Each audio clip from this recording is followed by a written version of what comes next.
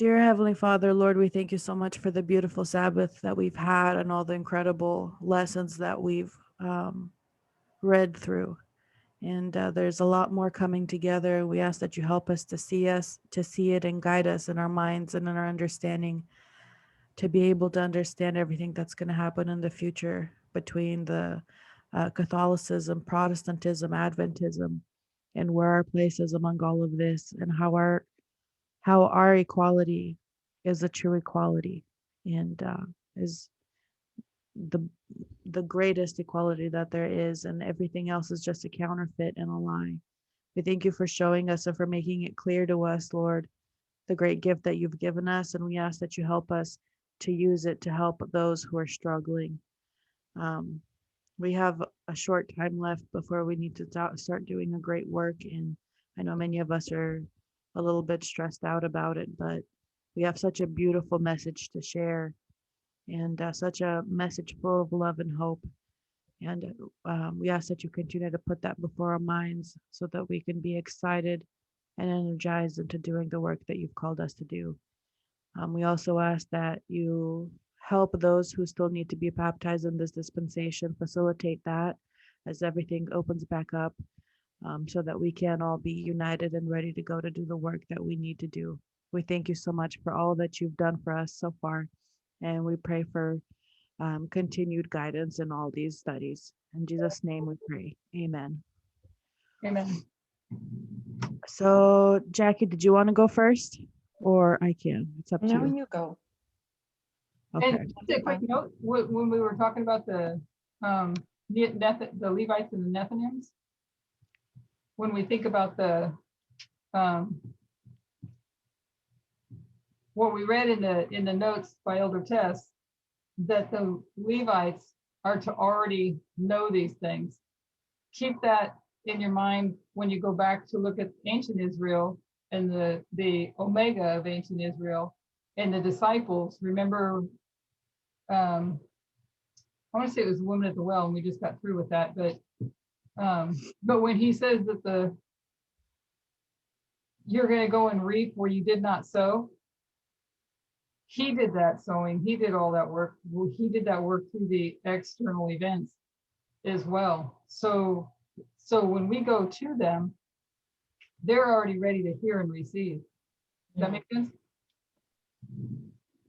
Yeah. Yes, that's real clear. It's just a matter of them making the decision. When they see the life or death decision, and if they love the Lord, they'll prove, just like the Protestants, they'll prove whether or not they love the Lord, whether or not they leave the old school, the new school, to join the Millerites, right? Whether or not they leave that liberal side to join this movement will prove whether or not they love the Lord. Yes, that's right. Very good. Okay, so I picked French Polynesia last week, thinking I'd have time to go through it just because it's probably going to be a very small amount of information on it. And I was quite surprised to see some interesting things that I learned about it that I had not known. So French Polynesia, let's read a little bit of the history here and then we'll go to the map. Ancient history, so the Great Migration, and I found different dates for these things, how long ago they settled in these island nations here. Some said 800 BC, this one says 4000, so I'm not 100% sure where all the confusion is, but there's been a bunch of different dates, so just take that with a grain of salt.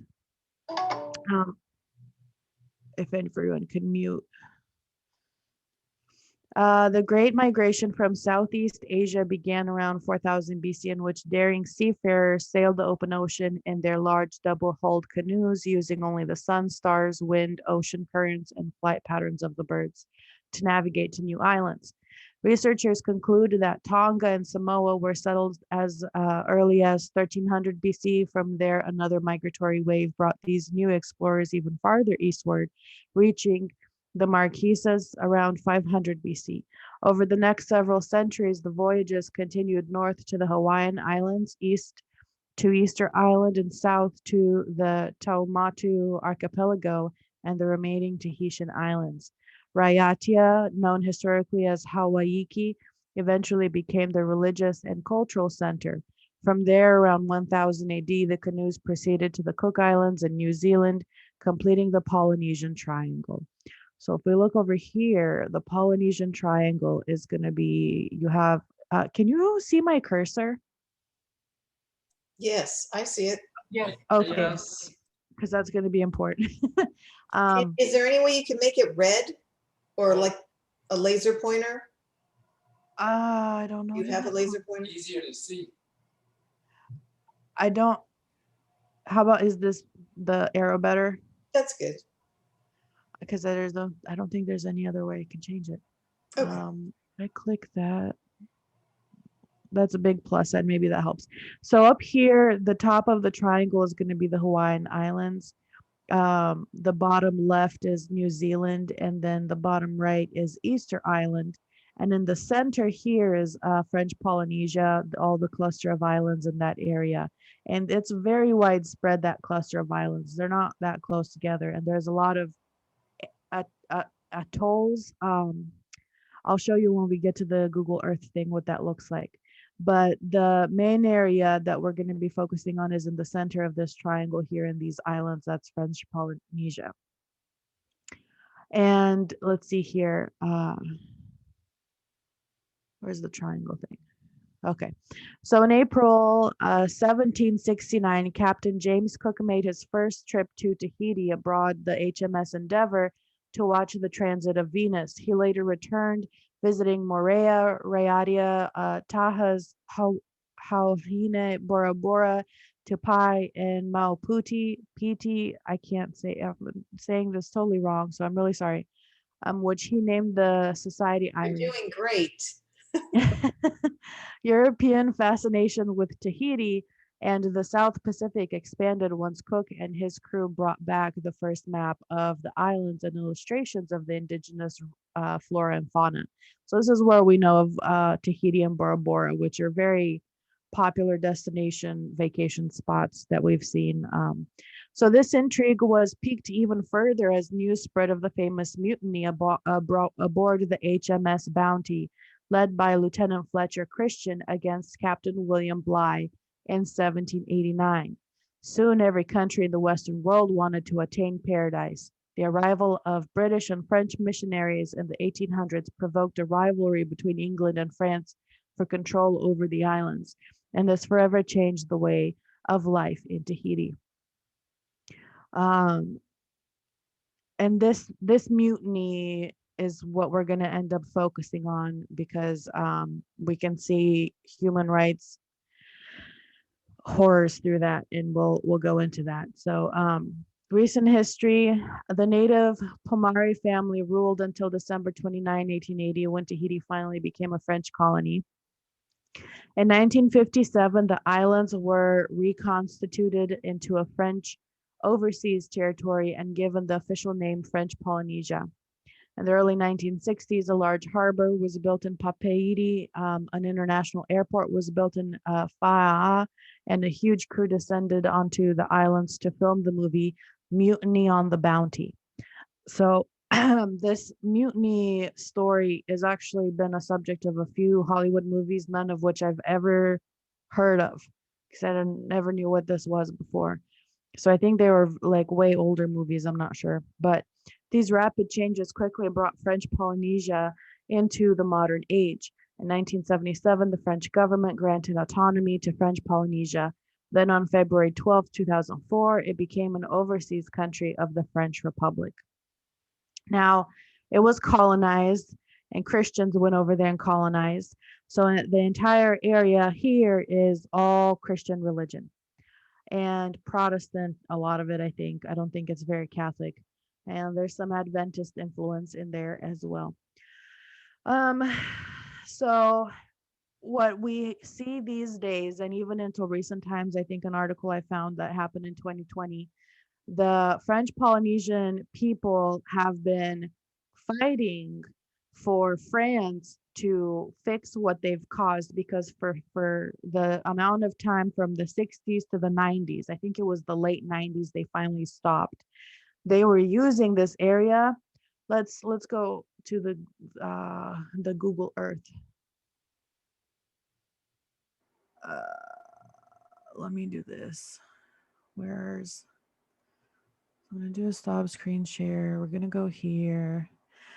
Okay, so we're gonna zoom out. This is our triangle here. So you have Hawaii up there, you have New Zealand down here, Easter Island over here, and here in the center is where we're gonna find all these clusters of islands here in French Polynesia. So this is the area that the French government used to test nuclear weapons. And of course, you know, it's far away from their people. So as long as it's someone else's people getting the problems, it's not, you know, their problem. So they're using these islands in this area as nuclear testing sites, which just unloaded tremendous amounts of nuclear waste and contamination on the inhabitants of these islands. And they've been fighting with disease and cancer and tumors and issues because of that, huge health problems. And they want some kind of help or payment or something for medical treatment from the French government. So this has been a huge situation that they've been fighting for too. I think still to this day, they're still fighting with the French government to admit the amount, the real amount of damage that they've caused, and to actually, you know, help fix some of what they caused. So that's been an issue.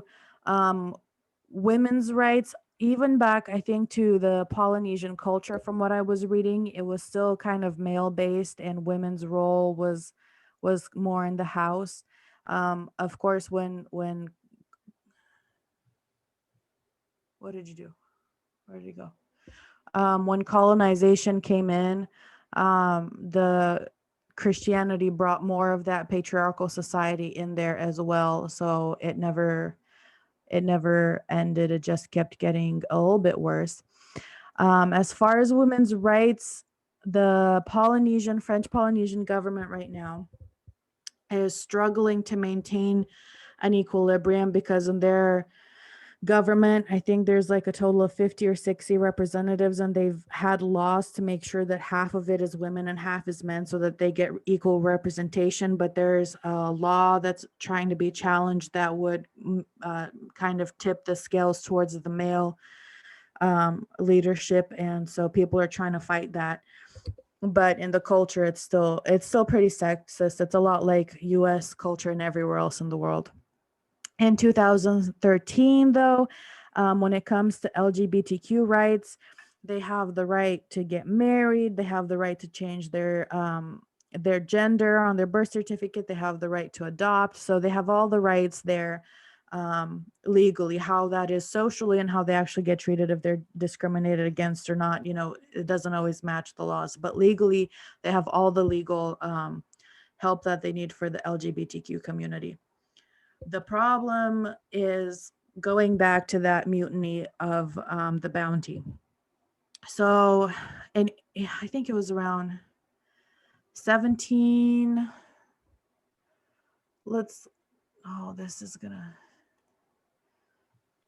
This is an article. The HMS Bounty. So let's see what year this was. 1787. So in 1787, a British ship sailed for Tahiti. And Tahiti, let's zoom in here. I was trying to find it earlier.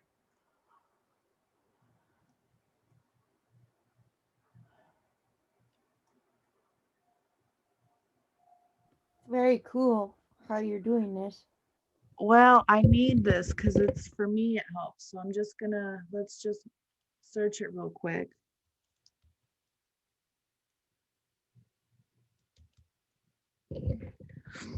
Oh, so it's just right here in the center. Okay. So they come to Tahiti, this bounty voyage, and they really enjoy themselves here.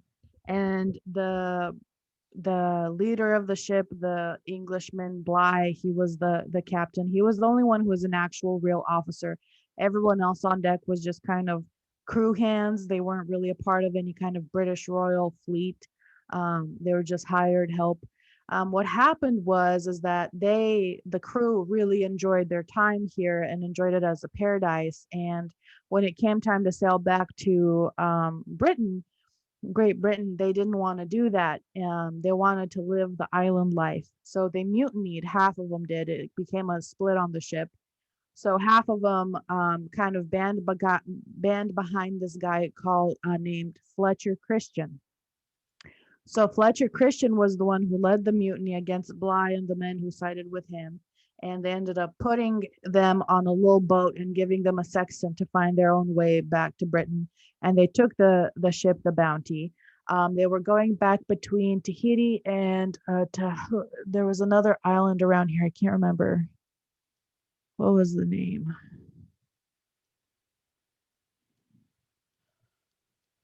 It was another island around here that they were going back and forth between. But ultimately, what happened is the Fletcher Christian and his mutineers and the ship came back to Tahiti. What's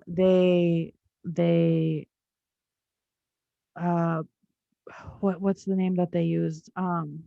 They fooled some Tahitian people to get on the boat for like a party.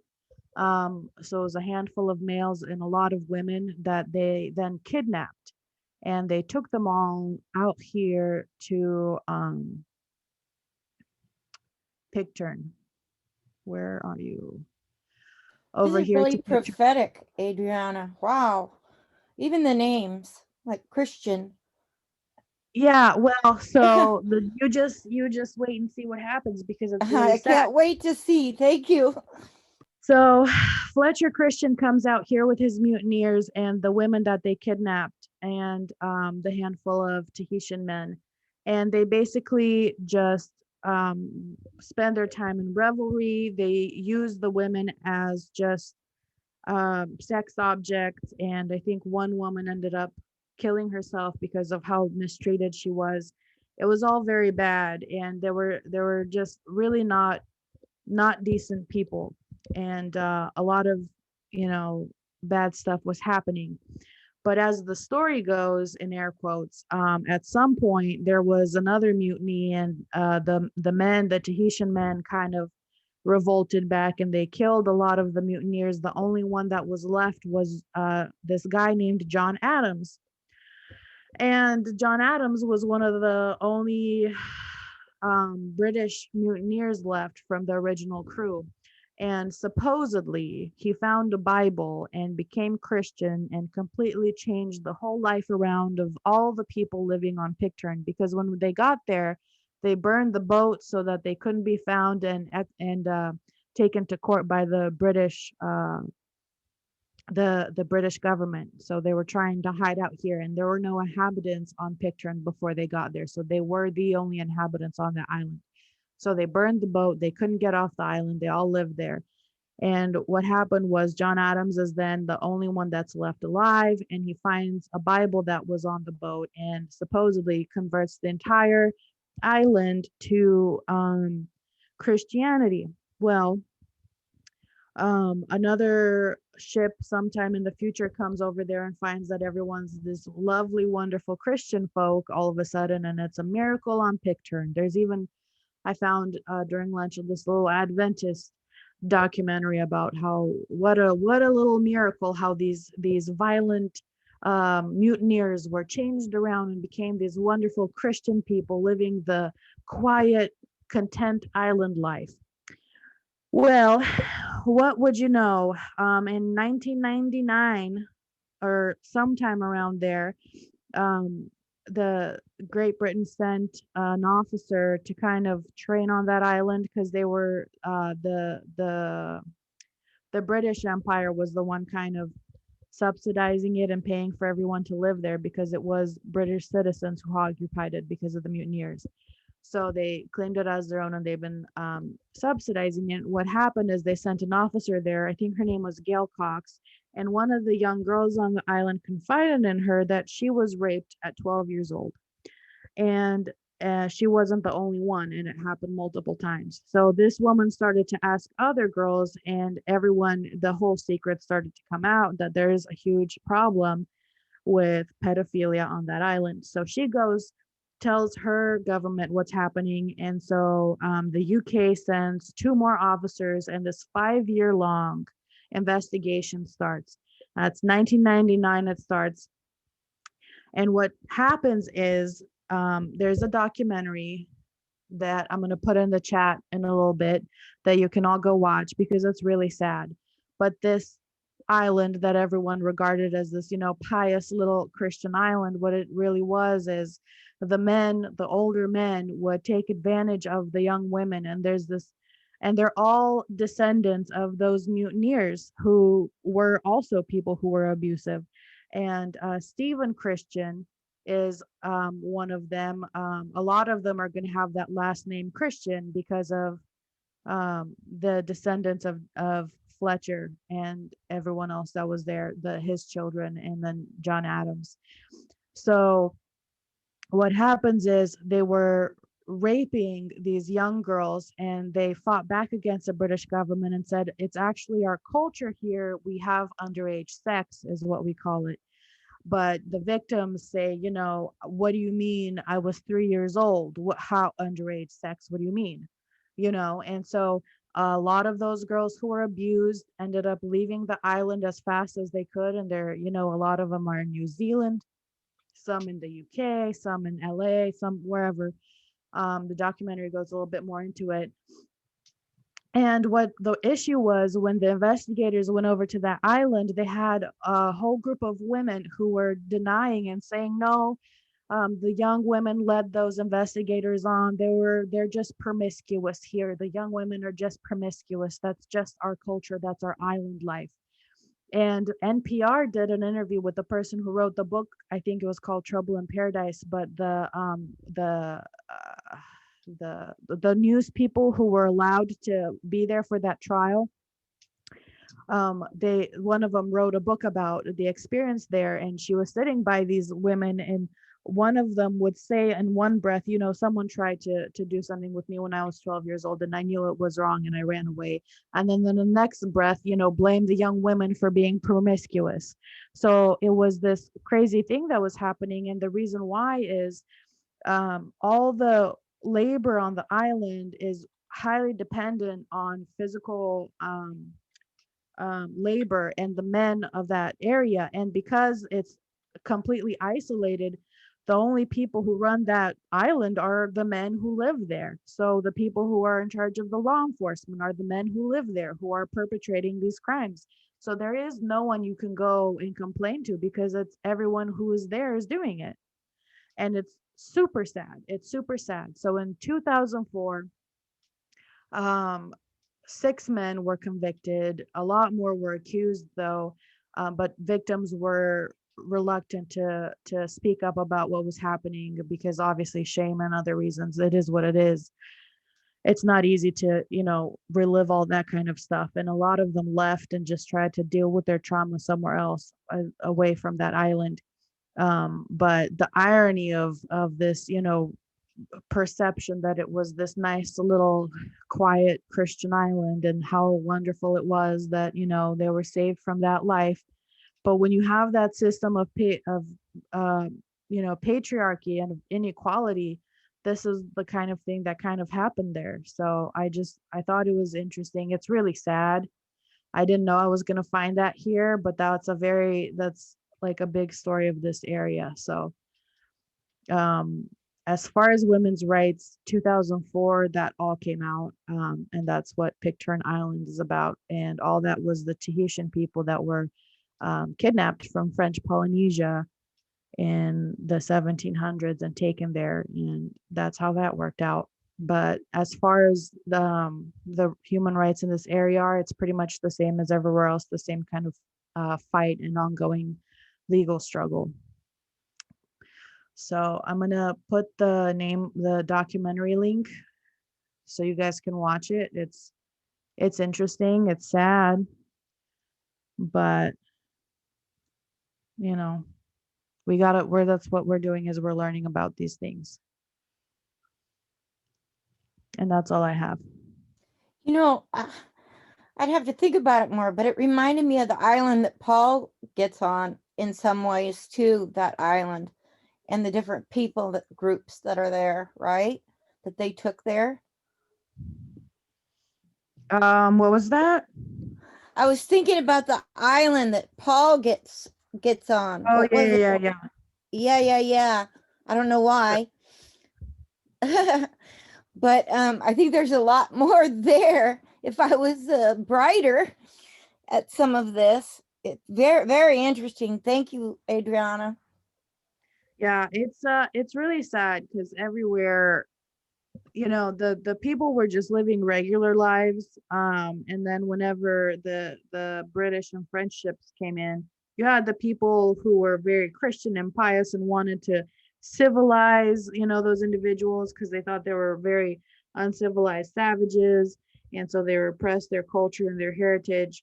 And along with, the British and French ships, also rebel rousers came in there and they brought guns and drugs and alcohol, and they abuse the women. So, it's this strange two-edged sword that follows this Christian colonization wherever it goes, because it tries to bring God and law and order, but it also brings, debauchery and abuse every time. So it's so strange to just how that worked throughout history and how they never saw what they were doing.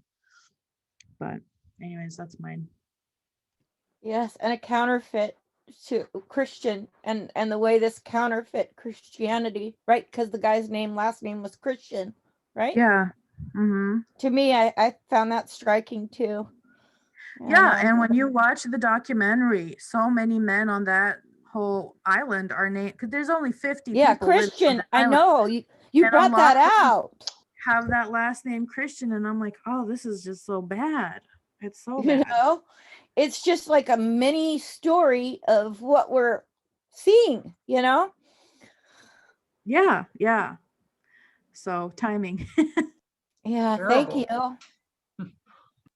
Yes, I have a thought too, Adriana, because What's up? this is so much connected with Thailand as well and the Asian countries. Yeah, because it's all, especially for some reason, the Asian countries and like the Philippines and Samoa and all of these places, a lot of people look to those areas where they can find the most, submissive women that don't talk back and all of this stuff. So it's really sad how they abuse the people there for this Absolutely. ridiculous idea. Yeah, it is sad. You brought out in the first portion the health condition of people that were in French Polynesia. And that was because of what was going on. They were dropping, it was coming from European sources or what? The They French, were testing things out. nuclear tests, nuclear Yeah. bomb tests. Yeah. Yeah, and I mean, of course, that's not still going on, is it?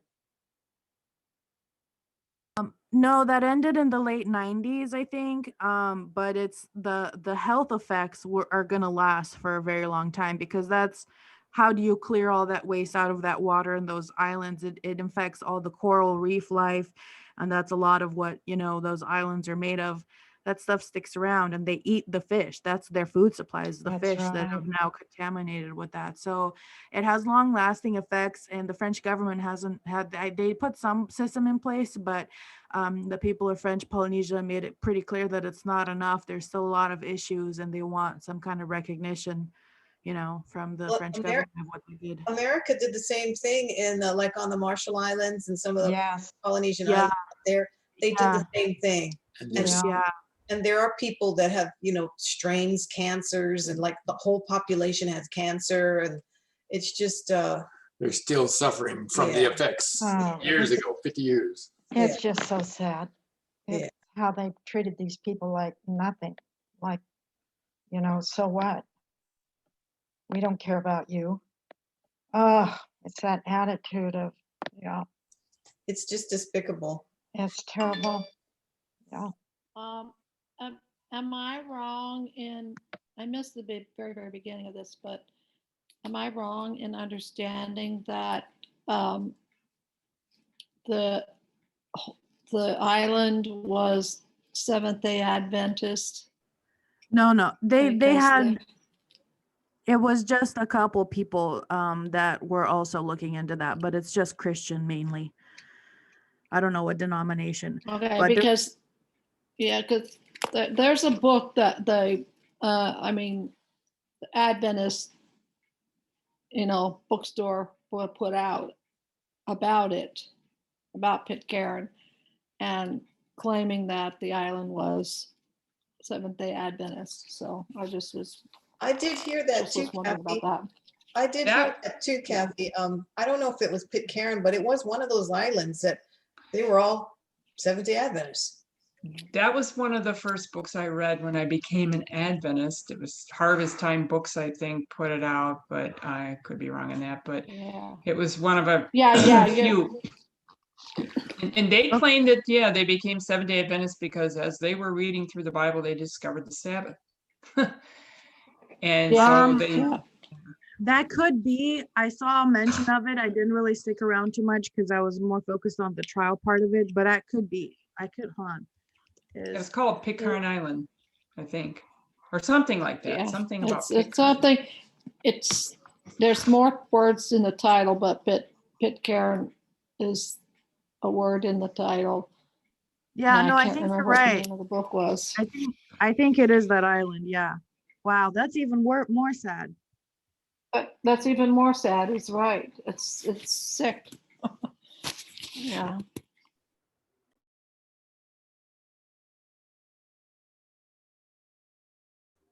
Jackie, did you need help with the share screen, or do you remember how to do it?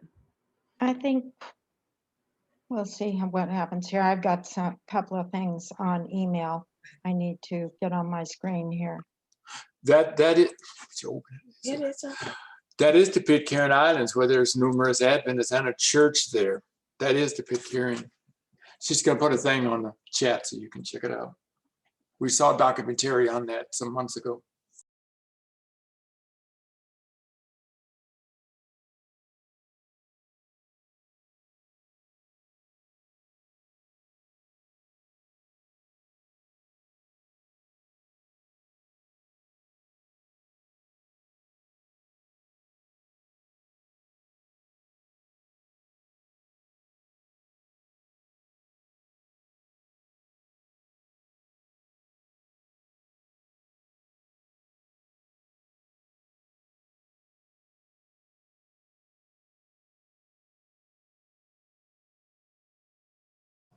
Is Jackie working on hers?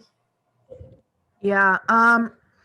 Really quick on the whole thing with the church there in that documentary. What's really sad is they say that there were a number of pastors that were sent there, and all of them had been warned not to let their children, their little girls, out walking around by themselves, because everyone on the island knows what happens there, and no one ever did anything about it. It's really sad. So, Jackie, are you doing all right? Yeah, I just need to be able to get to my email here for my first couple of informational things on Thailand. So I need some help how I get there, because I see your screen is up, Adriana, but I can't see my email. I stopped screen sharing. Yeah, I've got, wow, wonder what happened, because I'm still showing your name up here on my screen. Jackie, did you already hit the escape button on your keyboard so you could see the tool? Wait a minute. Oh, now I see Christine's name. Okay. Oh, go to the bottom where it says share screen.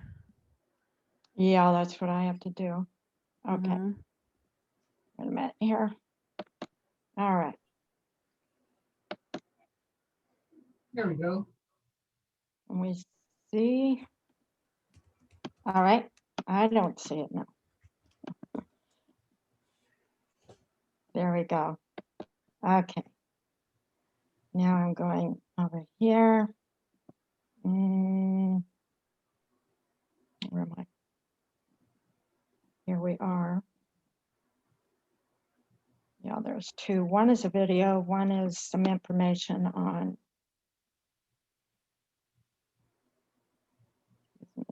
Okay.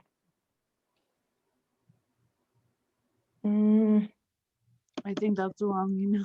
Wrong one, sorry. These are all challenges here for me. Loading message. Okay. Right there. It's still going back to that.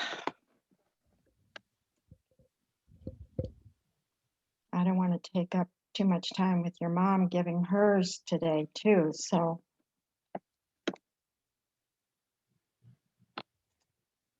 Get rid of this one. Keeps coming up.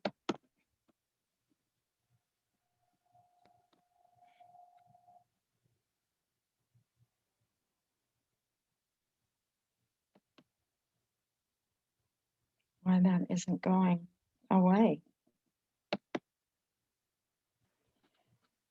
It seems like there's a delay in your internet or something. I don't know. It must be because it went right back to that other email that I don't want And anything. it looked like you clicked on the Thailand thing. Jackie, can you click on the links on the left, on that left panel where it shows the mail, it says 47? Right here. And then you can select the exact email that you want. Of course, it might be an old mail, so you might want the Yeah, the new one, because I think that's what I had. Wait a minute here. that one. Yeah. So moving hardly at all.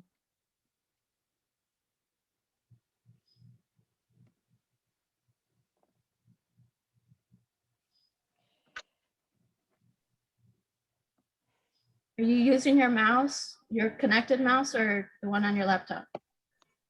No, I'm using the one on my laptop. Hang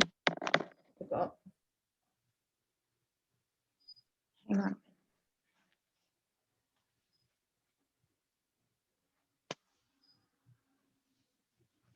Yeah. Let's see if I can move it.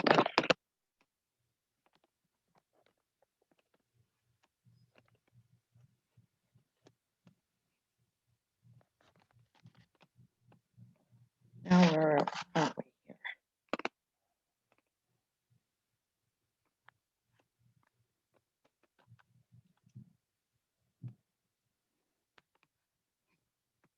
Looks like it's locked up. It says that. Yeah, it is.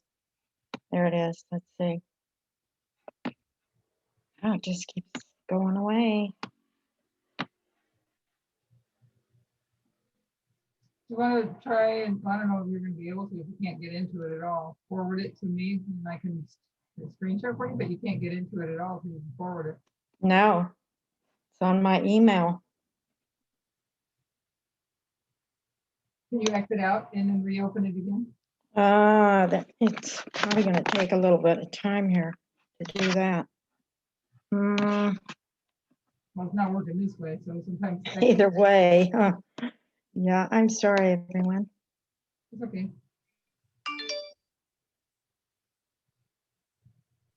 Okay. Let's see what happens.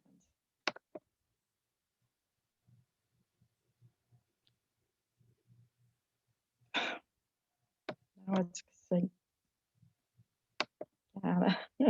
Here. Oh. Trying to bring up the email again, but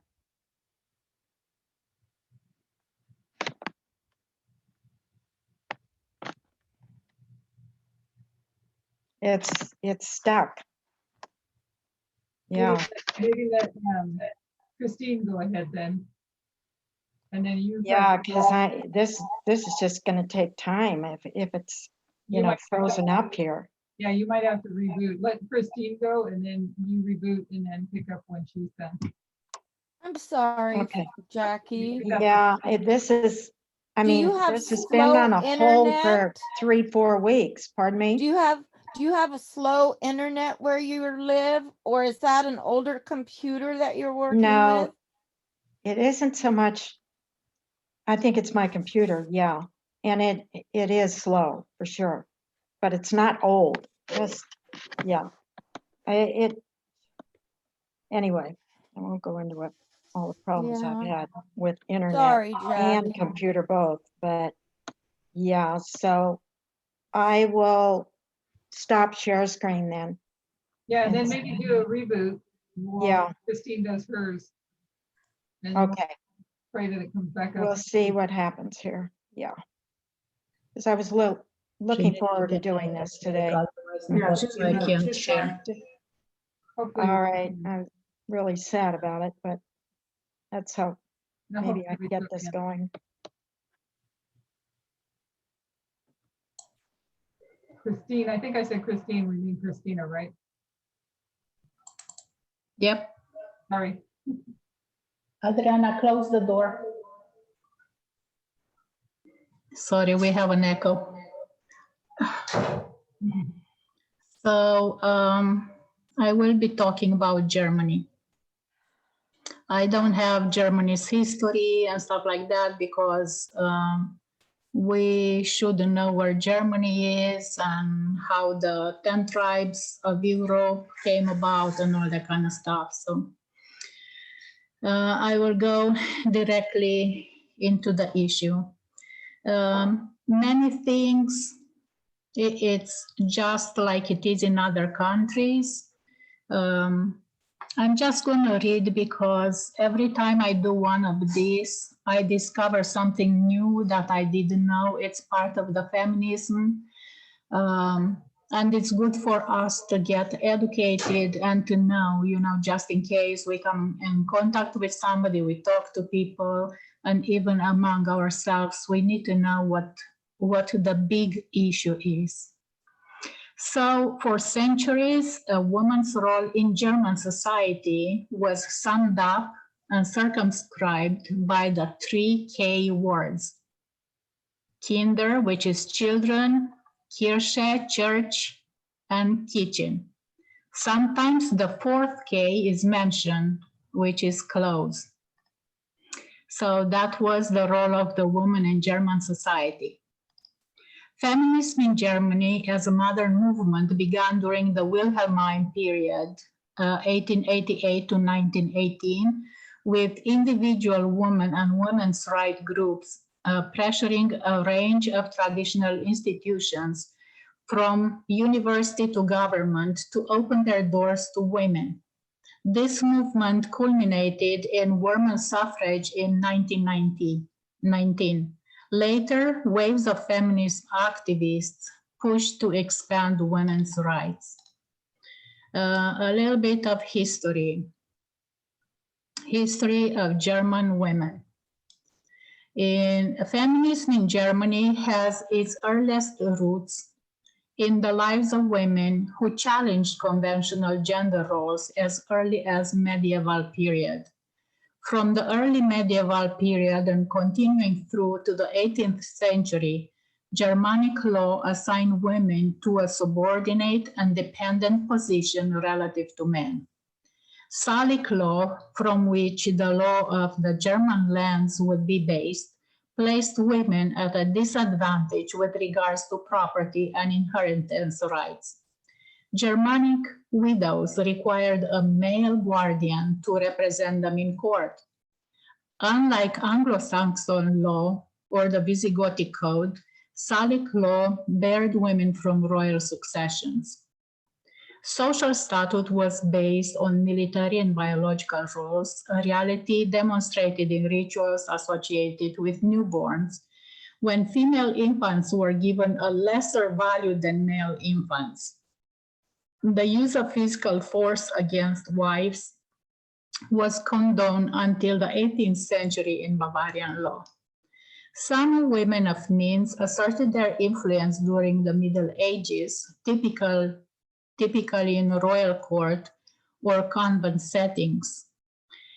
Hildegard of Bingen, Gertrude the Great, Elizabeth of Bavaria, and Argula von Grumbach are among the women who pursued independent accomplishments in fields as diverse as medicine, music composition, religious writing, and government and military politics.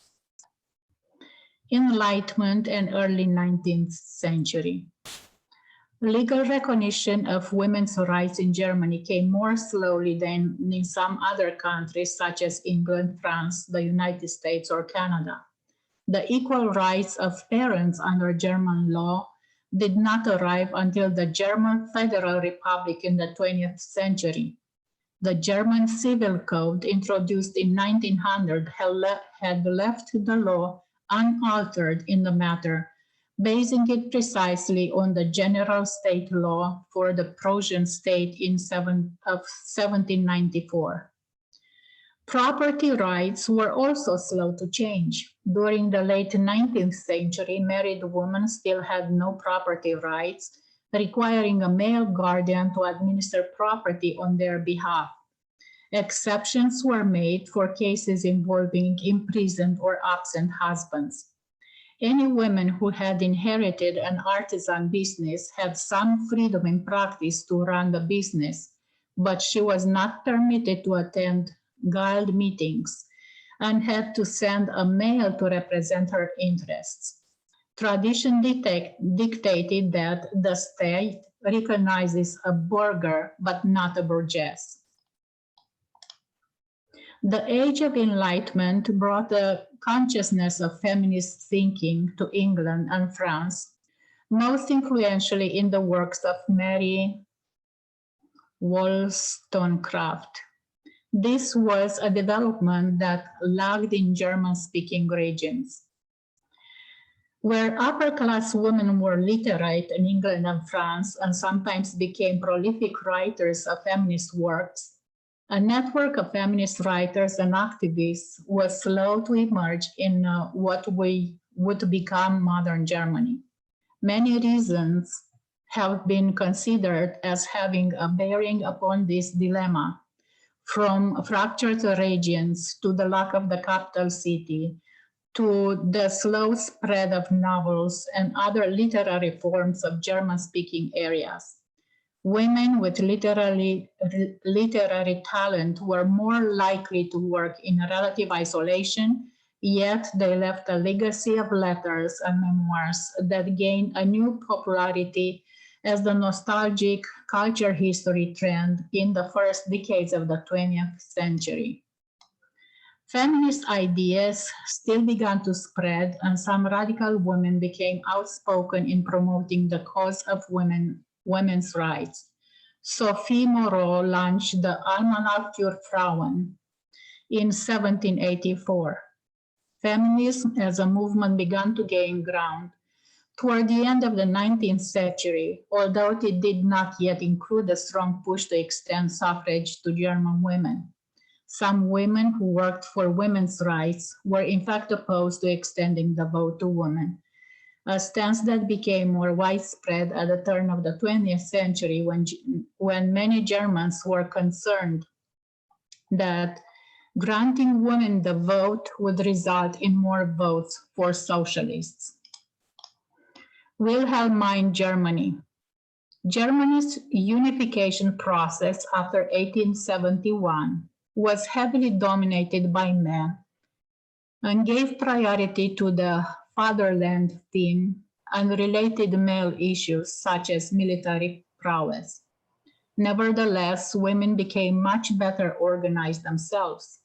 Middle-class women enrolled in the Bahndeutscher Frauenwehren, the Union of German Feminist Organization, BDF.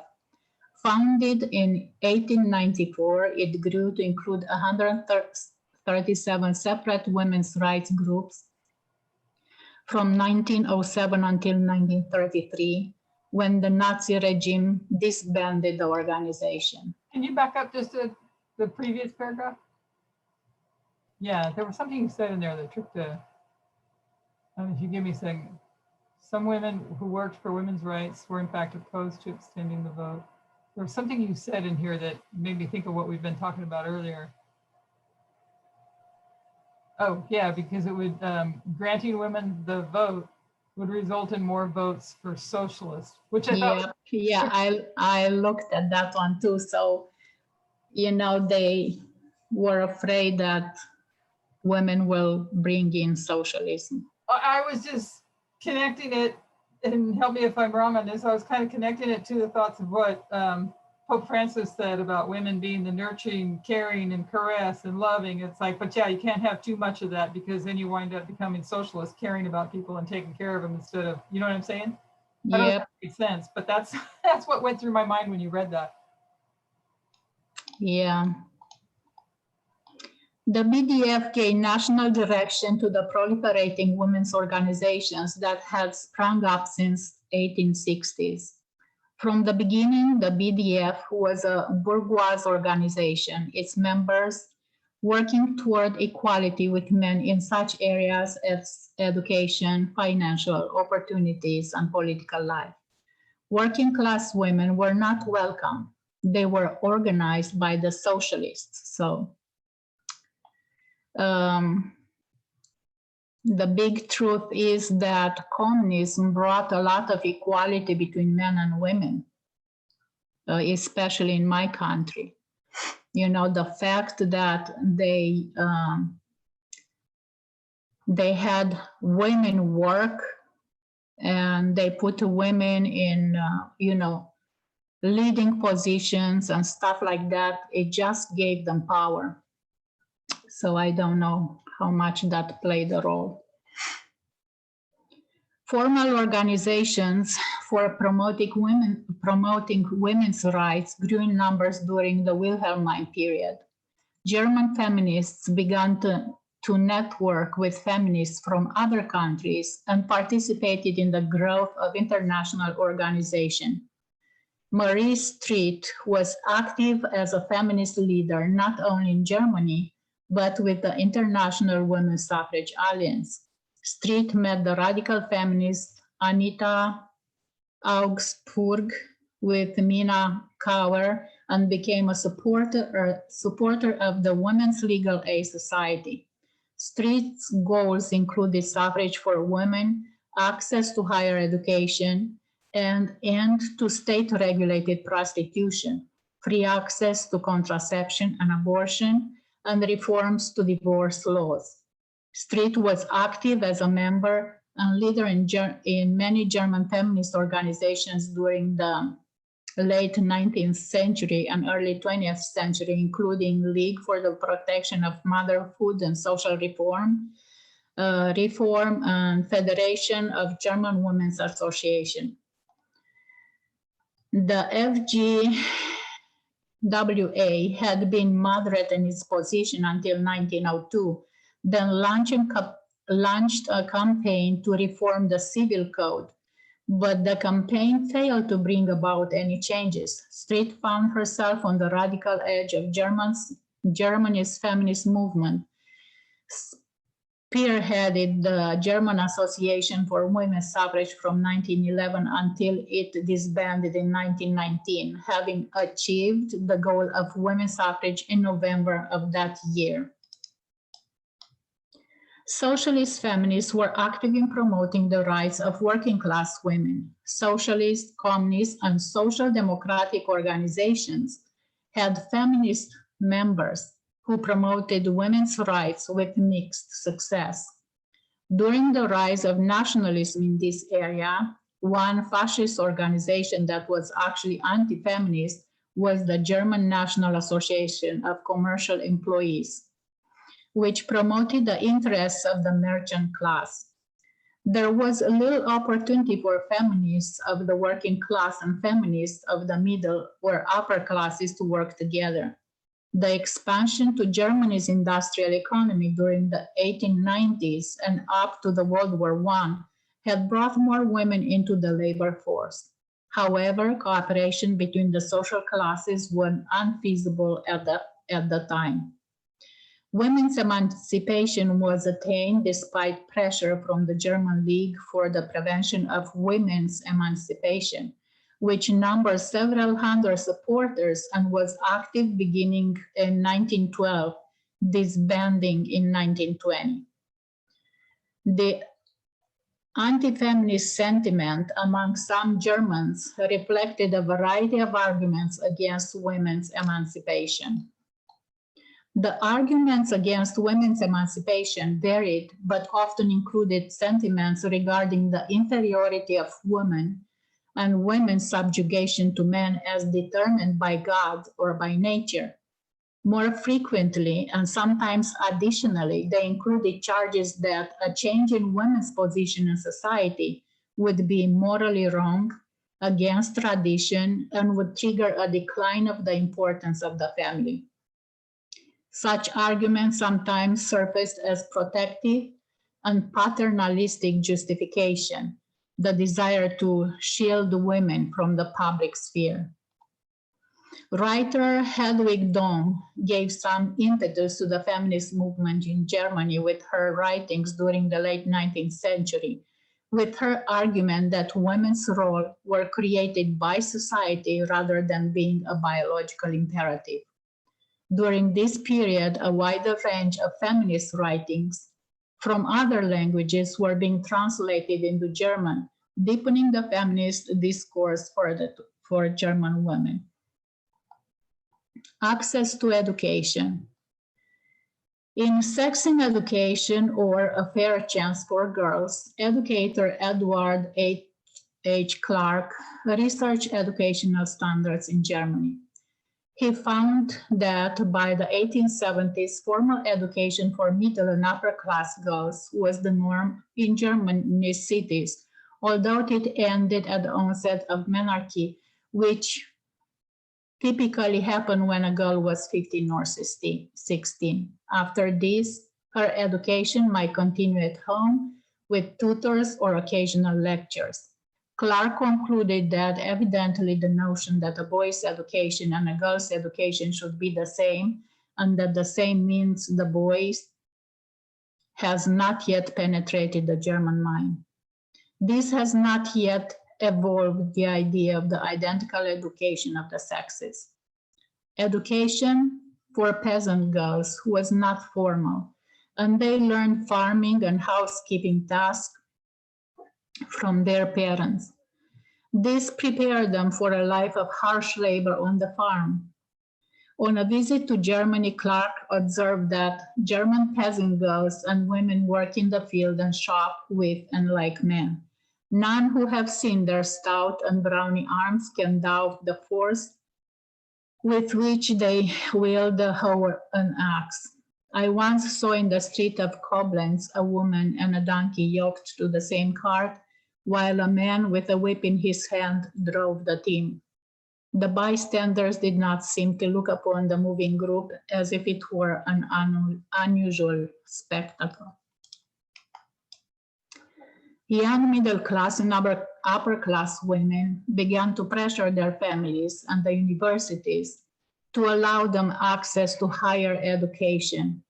Anita Augsburg, the first woman university graduate in Germany, graduated with a law degree from the University of Zurich, Switzerland. Several other German women unable to gain admittance to German university also went to the University of Zurich to continue their education. In 1909, German university finally allowed women to gain admittance, but women graduates were unable to practice their profession as they were barred from private practice and public administrative posts for lawyers. The first women's legal aid agency was established by Marie Street in 1894. By 1914, there were 97 such legal aid agencies, some employing women law graduates. Weimar Germany.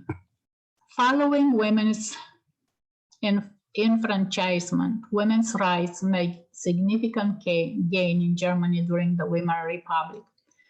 The Weimar Constitution of 1919 enacted equality in education for the sexes, equal opportunity in civil service appointments, and equal pay in the profession.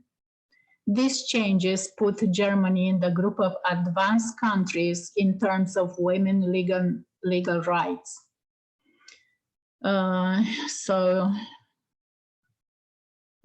Germany's Reichstag have 32 women deputies in 1926, giving women representation at the national level that surpassed countries such as Great Britain and United States.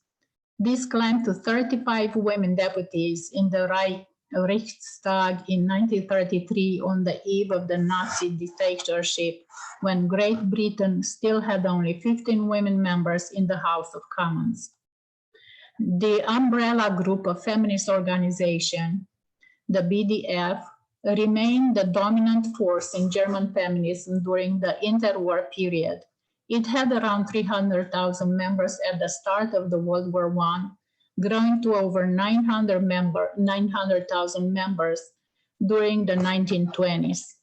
It had been noted, however, that the middle class membership was far from radical and promoted maternal cliches and bourgeois responsibilities. Other feminist groups were organized around religious faith, and there were many Catholic, Protestant, and Jewish feminist groups. Prominent feminists of this era included Helen Lange, her life partner Gertrude Baumer, Helen Stocker, Clara Zetkin, Elsa Herman, Irmgard Kuhn.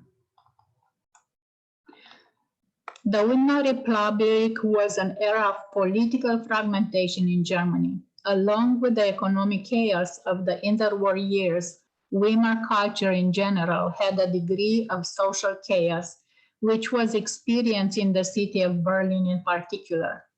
War widows and their children struggled to earn a living in a city where hunger, unemployment, and crime were rampant.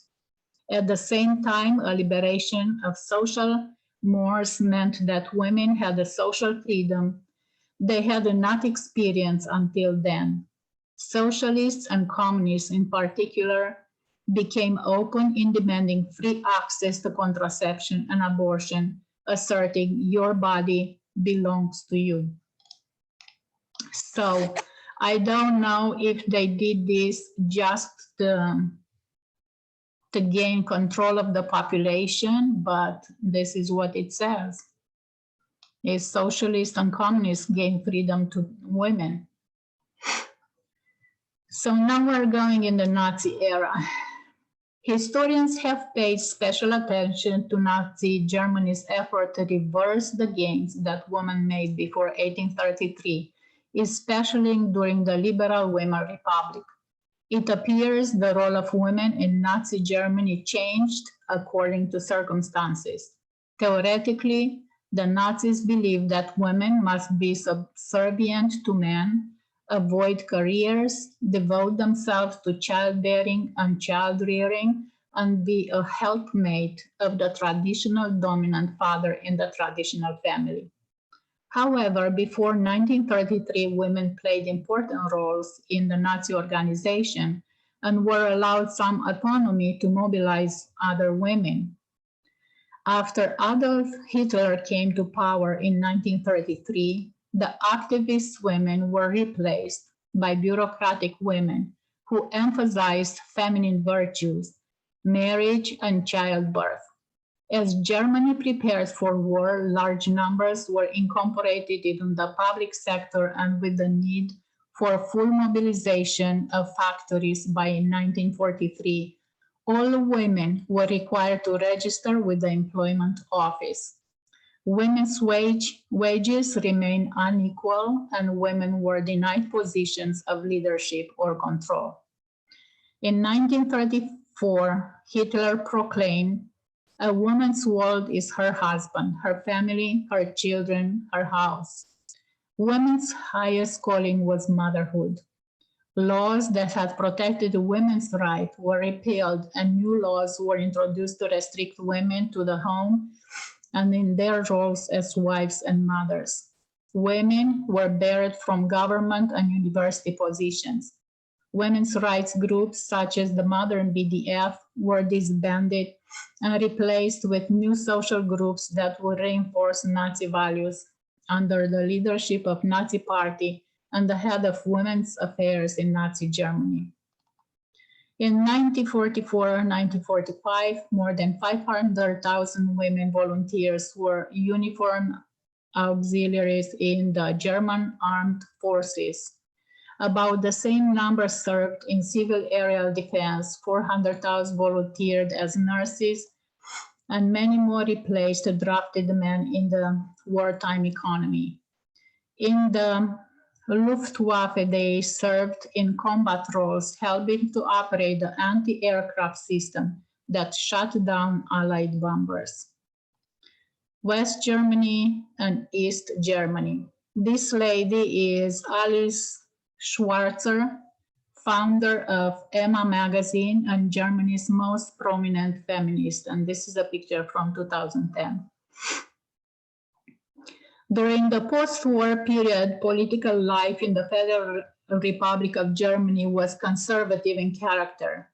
Political elites were dominated firstly by the CDU, a party focusing on economic growth and drawing on the support of established business interests and diverse local elites, and also laterally by the SPD with its traditional base in the male-dominated workers' organization.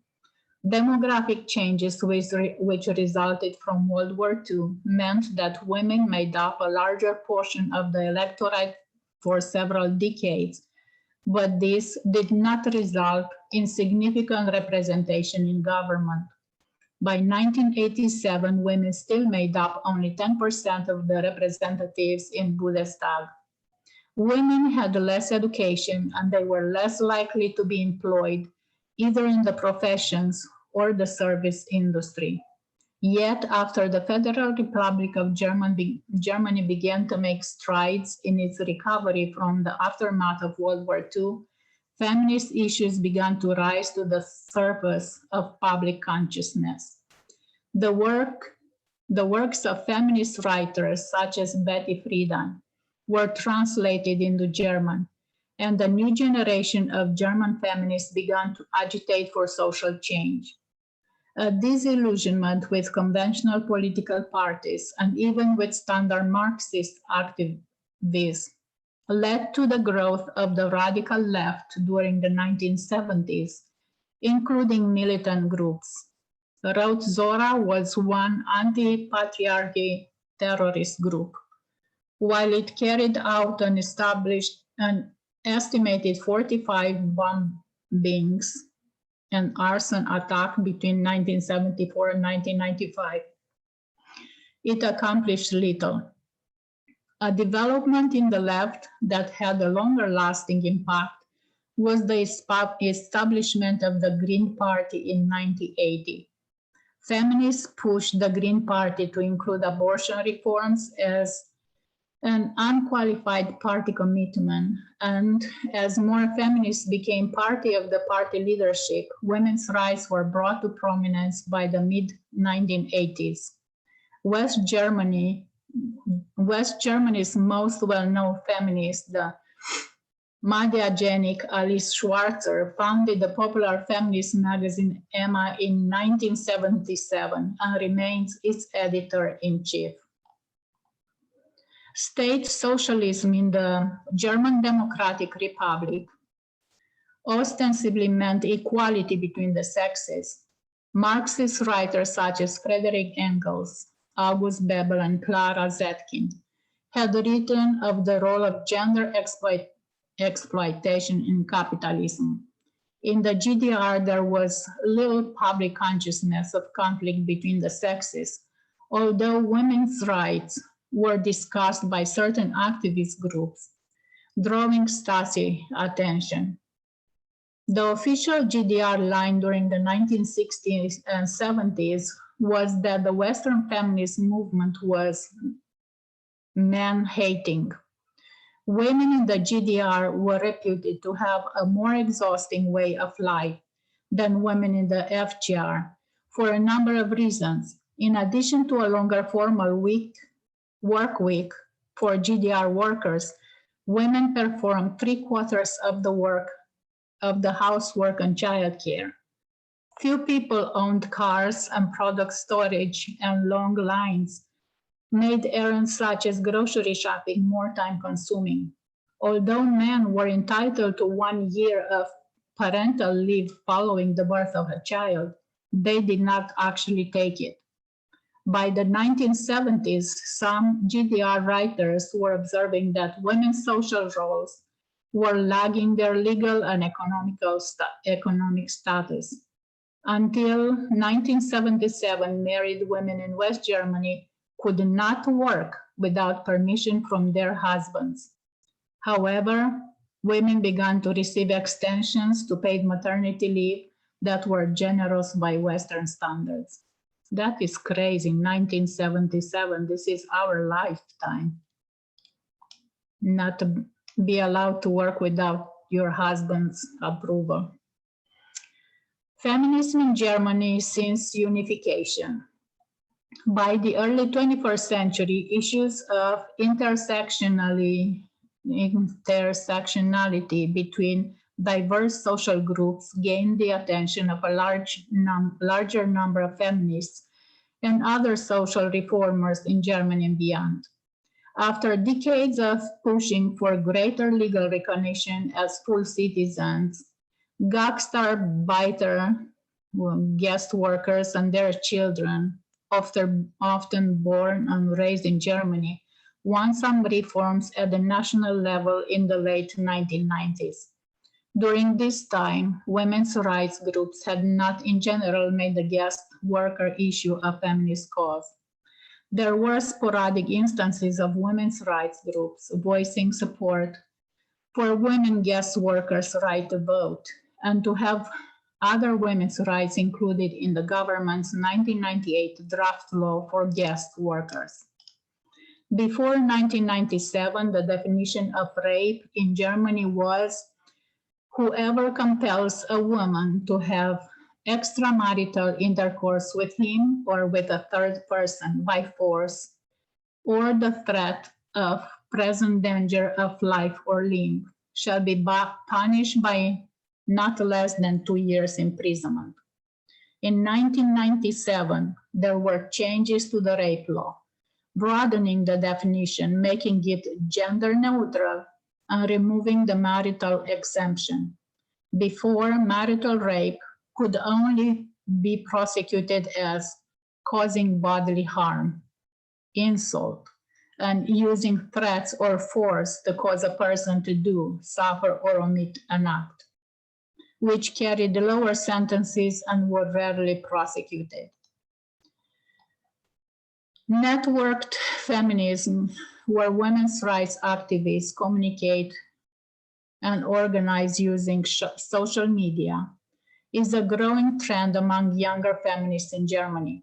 The Ukrainian feminist organization, Femin, established in 2008, has spread to Germany as of 2013. Chapters have been founded in Berlin and Hamburg. In late 2012 and early 2013, Twitter became the medium of mass protests against common type of sexist harassment. Using a hashtag called outcry, more than 100,000 tweets were sent to protest personal experiences of harassment, raising awareness of the issue and generating national and international press coverage. Women's representation in government and the workforce has made progress in the early 21st century. The German Chancellor Angela Merkel has established her key role in European politics. Merkel's time in office has not been without controversy related to women's rights legislation. In 2013, she opposed an EU proposal to introduce 40% female quota on executive boards in all publicly listed companies with more than 250 employees by 2020, on the basis that this was a violation of member state affairs. Germany's Labor Minister Ursula von der Leyen, a supporter of the quota in Germany, received a written order from Merkel to alter her ministry's lack of an objection to the EU directive so that the cabinet could present a unified face to Germany's EU officials. However, in March 2015, the SPD party won the battle on female quota. A new law requires about 100 companies to appoint women on 30% of their supervisory board seats, beginning in 2016. In addition, 3,500 companies are required to submit plans to increase the female share in top positions.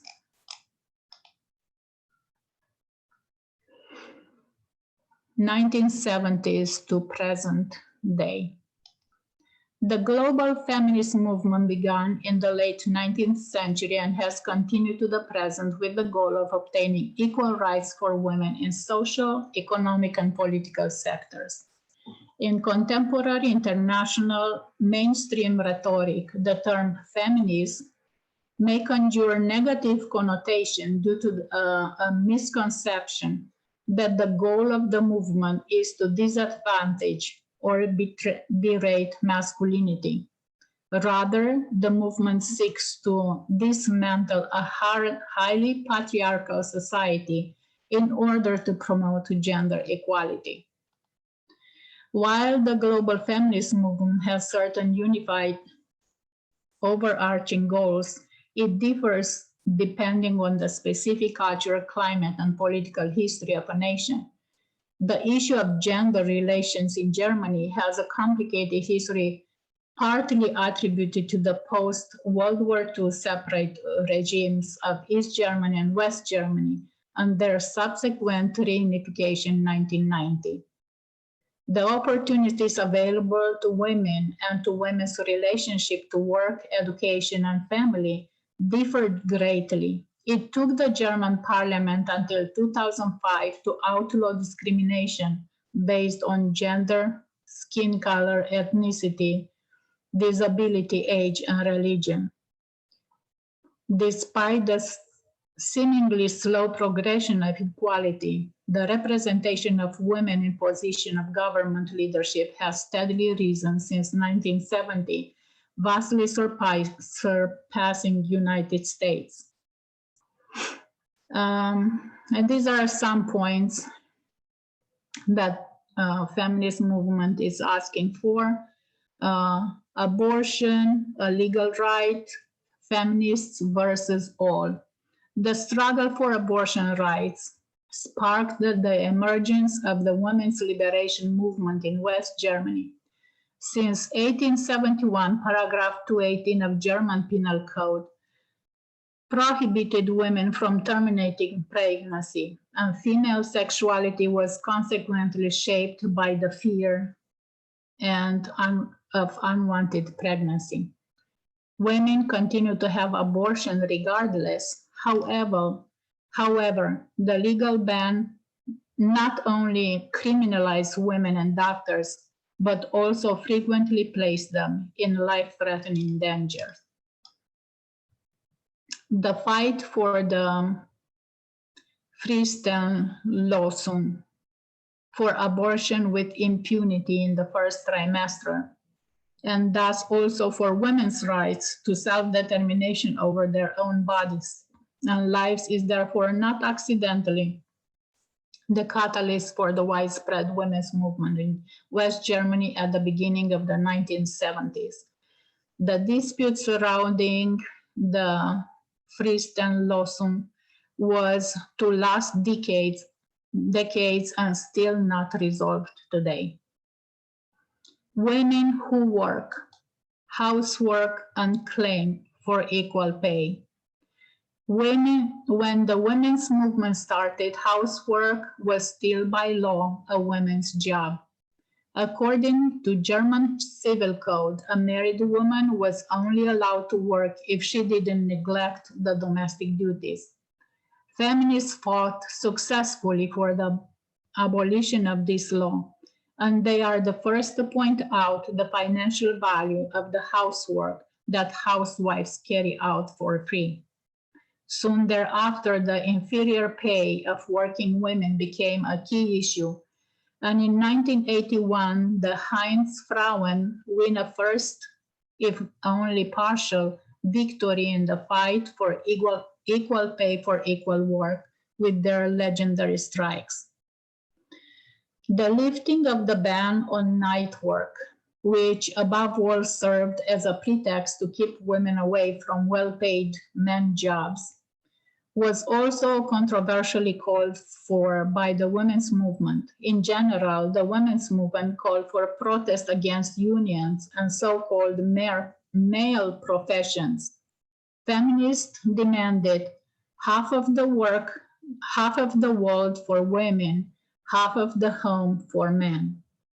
This was the beginning of the discussion about work-life balance that is still in full swing today. Housework is mostly women's work. Frauenbefreiung, Alice Schwarzer, is the first to identify and qualify the huge amount of free work that women do around the house and for their families. According to a study by the Deutsche Gesellschaft für, the only study that has been conducted on the subject to date, this work amounts to 45 to 50 billion hours annually. That roughly corresponds to the number of hours for paid full-time work. On the basis of interviews with 16 working women for an assembly line worker, filmmaker, and hairdresser to a striptease dancer, Schwarzer illustrates how women are torn between family and career. This is, of course, because working women also do most of the housework. At this time, paragraph 1356 of German Civil Code still applies in the FRG, which binds women to housekeeping. The woman is solely in charge of the household. She is entitled to work in so far as this is compatible with her marital and familial duties. This law is only abolished with the family law reform in 1977.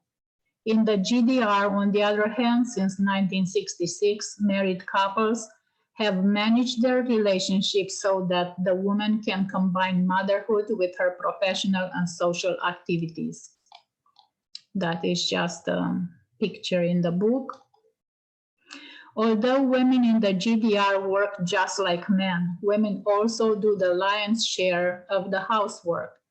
The Frankfurter Weberat postulates the fact that women's assigned primary function in reproduction makes them into a lower caste whose fate consists of unpaid slave labor in the service of the parent caste of man. With the identification of the value of housework, a controversial debate emerges within the women movement about a wage of housework. Body image, the fight against dieting and eating disorder. So this was new for me because I did not know this is part of the feminism. From the mid-1970s, feminists began to problematize I can't read that, the tyranny of being or trying to become slender and its consequences for women. The already significant social pressure on women to be slim was only amplified by the rise of the women's movement. Feminists interpreted this phenomenon as a response to women's aspiration to take up more space in the world. And they demanded, dear sisters, let's stop complaining and fasting, let's fight instead. From the late 1970s, feminists sounded the alarm because it was by now obvious that the problem had reached dramatic proportion. Many of the women, and especially girls, who were dieting obsessively had developed life-threatening syndromes. Anorexia nervosa and bulimia nervosa were endemic, and about every 1 in 5 girls were dying of malnutrition or its subsequent effects.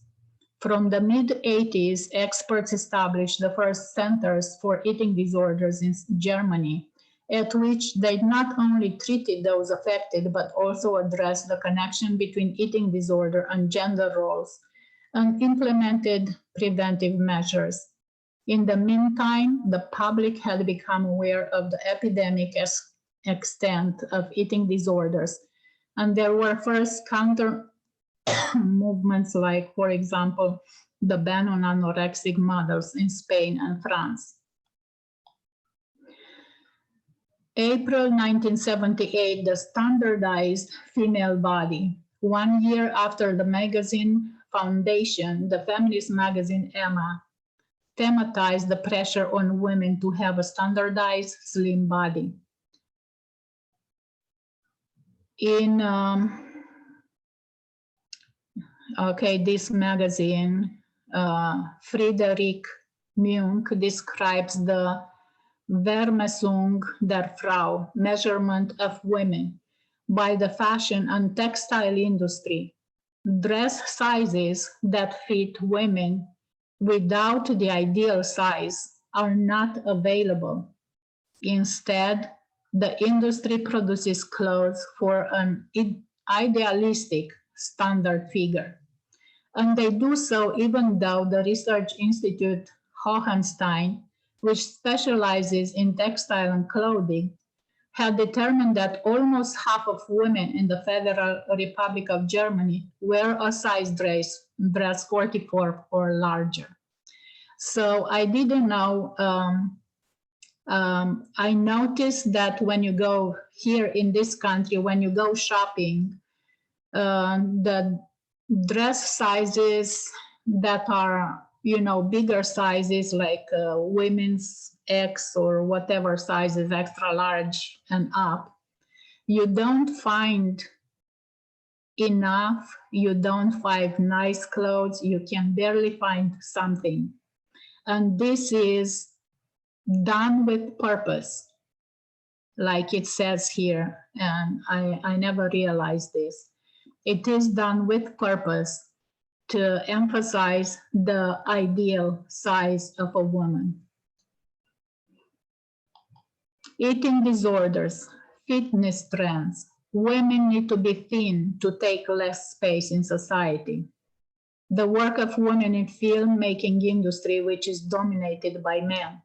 In 1970, women started demanding rights to equal education. Beginning in mid-70s, the women movement made a dramatic extent of violence by men against their own wives and children public and launched the first women's refuges, which were based on a foreign model. When the women's movement started at the beginning of the 1970s, women were still completely barred from serving in the German armed forces, although the Budens were open up careers in the medical and musical corps to women in 1975, women continued to be excluded from combat roles. This was justified with reference to women's nature and calling. Self-determination and knowledge of one's own body.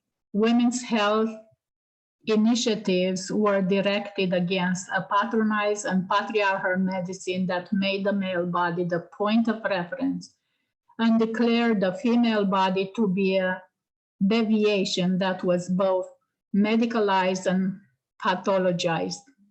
November 1973, Carol Downer's vaginal self-examination. For the first time in Germany, the American Carol Downer demonstrates vaginal self-examination with the so-called speculum to 300 women at the Women's Center in West Berlin. Downer had previously conducted the first public self-examination at the Los Angeles Women's Health Center, which resulted in a police search and seizure of her materials. Downer and her colleagues, Colin Wilson, stand trial for practicing medicine without a license. The acquisition of knowledge about one's own body is fundamental to the emergence of women's health initiatives. 1974, Feminist Female Health Center in Berlin. Prostitution, for some, it is the oldest trade in the world. For others, a violation of human dignity and white slavery. Law, ruling, and male justice. As the women's movement gets underway, the number of female judges, prosecutors, and lawyers is in the single digits. The law is almost exclusively administered by men.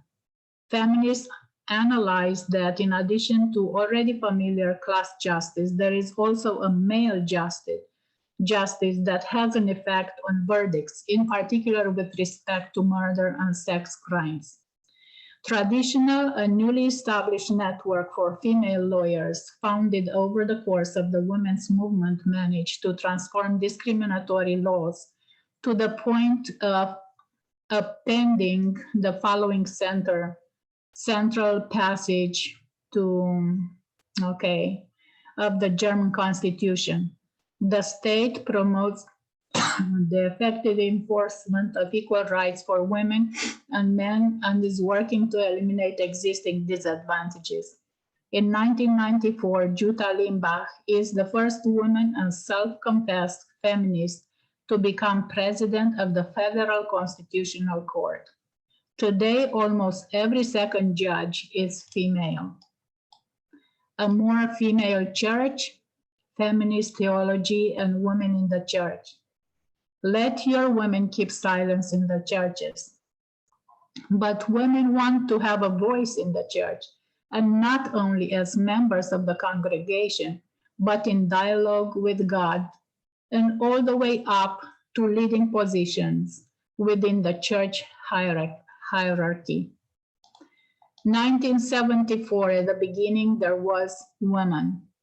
The Nature and Evolution of Female Sexuality by Mary Jane Scherfy, a student of Alfred Kinsey, is published in German as Pontes der Frau.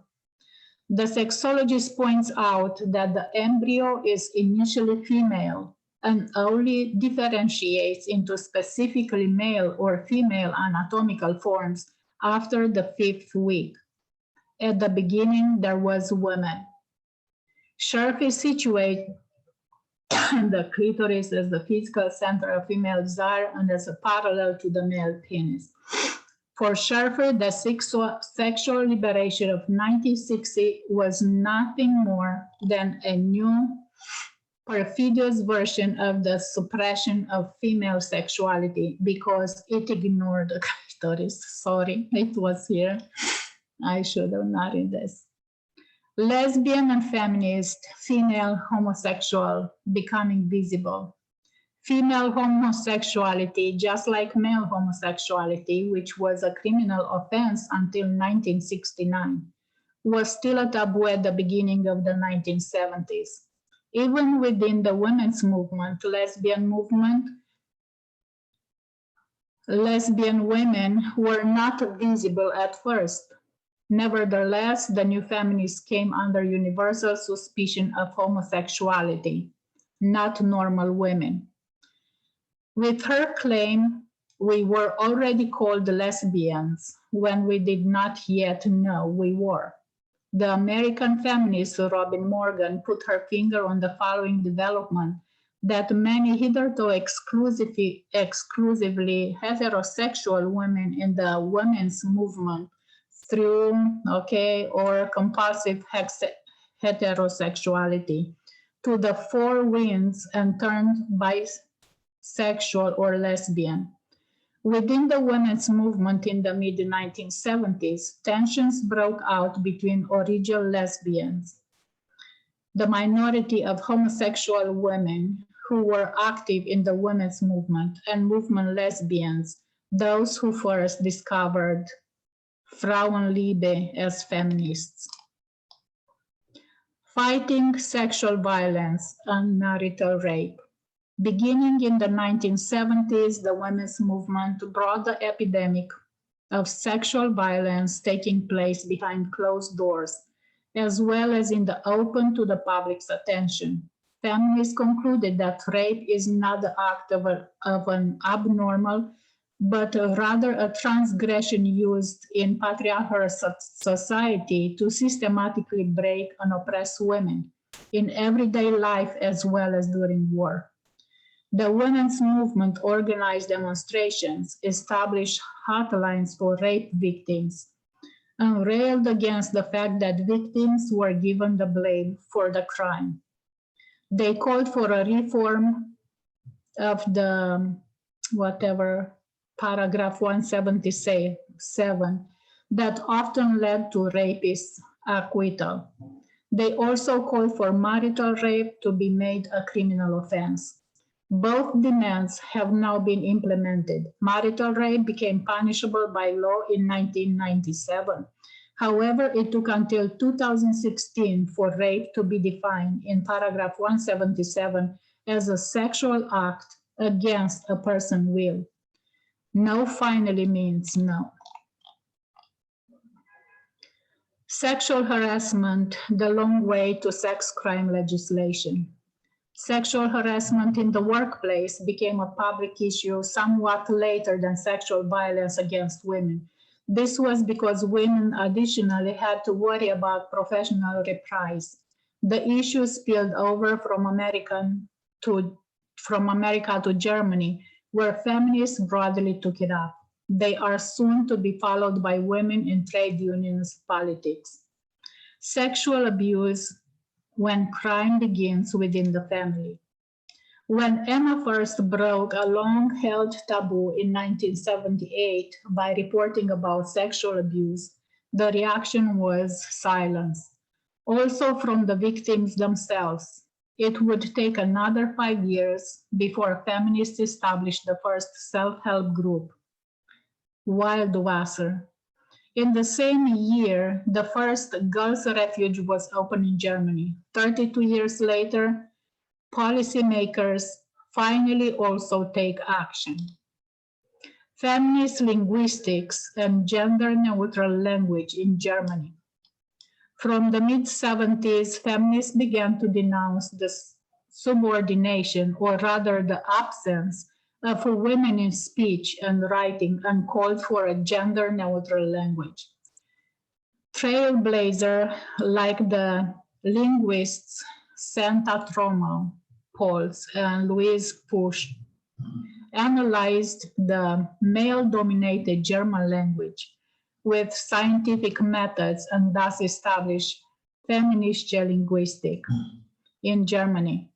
The struggle for a female presence in speech and writing became a project for the women's movement, which wanted to see the growing participation of women in society reflected in language. At the same time, gender language behavior and nonverbal communication became the focus of feminist thought. 1979, the women's movement as a political movement starts dissolving. It takes on its way into projects and through the institutions. Feminism is omnipresent. Motherhood and the feminine in patriarchy. One of the central issues of the women's liberation movement was the slackening of the automatic link between womanhood and motherhood. The dogma that a woman is only then complete when she has become a mother was questioned. The women's movement uncovered the hypocrisy of patriarchal society with respect to motherhood. On the one hand, mothers were glorified, yet left stranded with all domestic and educational duties on the other. Germany may have a female chancellor, but there are also some areas where the country could step up its game in the name of women's rights. Abortion rights, while abortion may be performed legally in Germany, the procedure is actually technically defined as illegal under the criminal code, and the circumstances under which it can be performed are labeled as exceptions. Contraception rights. Emergency contraception, also known as the morning after pill, have been available at pharmacies without a prescription needed since 2015. Women under age 20 can have this pill covered by insurance if the woman sees a doctor and gets a prescription, meaning those without a prescription or over 20 have to pay out of pocket. Regular contraceptive methods like the birth control pills are not generally covered by insurance. A wide wage gap. Germany has one of the largest wage gaps in Europe, with women earning 21.6% less than men. The European average, meanwhile, is 17%, and only 2 European countries pay women less than Germany, Estonia and Austria. The German Federal Statistics Office reported last year that the gender pay gap can be attributed to various factors such as the different industries in which men and women tend to work, as well as poor opportunities for women to access certain professions or career level, which may be the result of discriminatory structure. Women in Germany are more likely to work in low-paid sectors or only part-time. When adjusted for comparable qualification and positions, women in Germany made 7% less per hour than men in 2010. Small amount of women are political or business leaders. About 36% of Germany's parliamentary representatives are women, which placed the country 24th worldwide in the World Economic Forum's gender gap ranking last year. This meant that Germany was directly behind Tanzania, Slovenia, Angola, and Netherlands.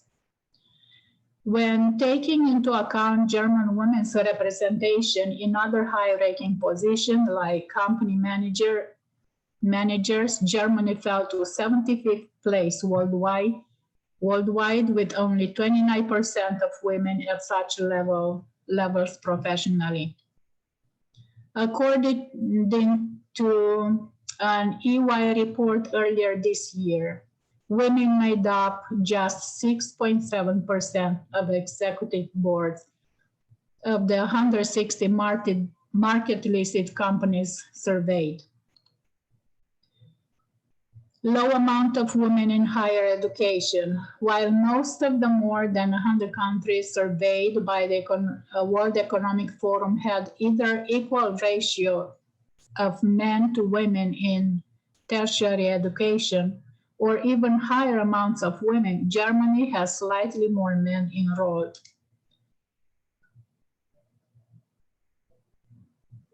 But is trying to close the pay and achievement gaps. In recent years, Germany has pushed 2 different laws aimed at closing its wage and achievement gaps.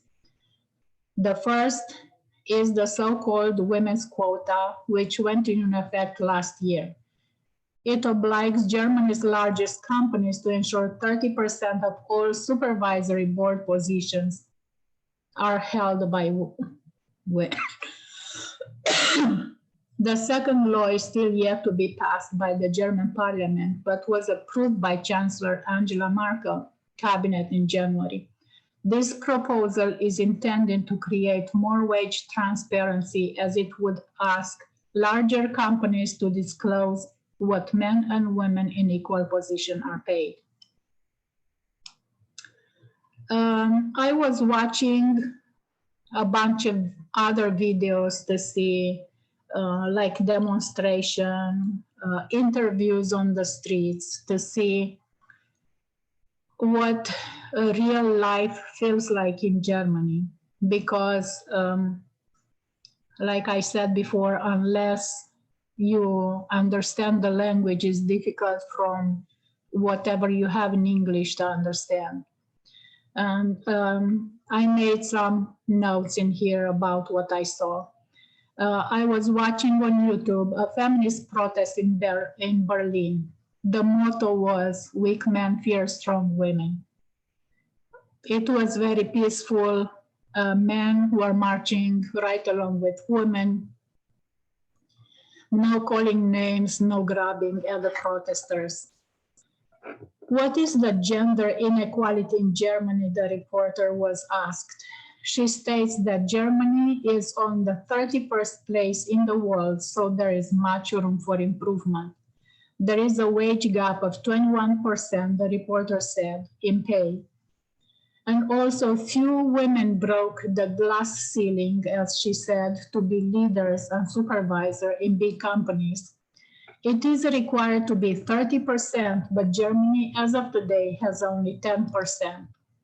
Another reporter was asking people on the street about women's rights, and she would have to give them the answer. So she was asking question, do you know since when women are able to go to get higher education, or do you know when this is this?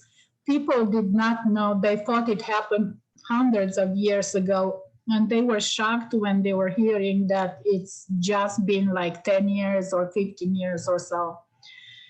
And she was saying that the feminine pads and tampons are taxed 19 cents per dollar because they are not considered necessary. She asked an older gentleman about contraceptives. He answered, men want to have fun, but women should take care of the consequences. Two young ladies said that their boyfriends expect them to know what to do and take care of it. They said girls can have boyfriends as early as 14 and right away they have to take pills, but men don't put their body in any kind of danger. Germany is number 10 out of 153 countries in the world when it comes to gender equality. Almost everybody admitted that women and men are not equal when it comes to employment. One lady said that women can't put in their work as many hours as men because there is no child care available. So when she made this statement, that automatically tells you that women are expected to take care of the babies. My comment would be, it is obvious that the mentality is that women have to take care for the kids and the family, but men are not equal with their spouses when it comes to taking care of the family. So that's why they cannot work. That's why they cannot have a career, because the housework, taking care of kids is considered their work. So there is no equality there. Women are hired, but then the contract is not renewed.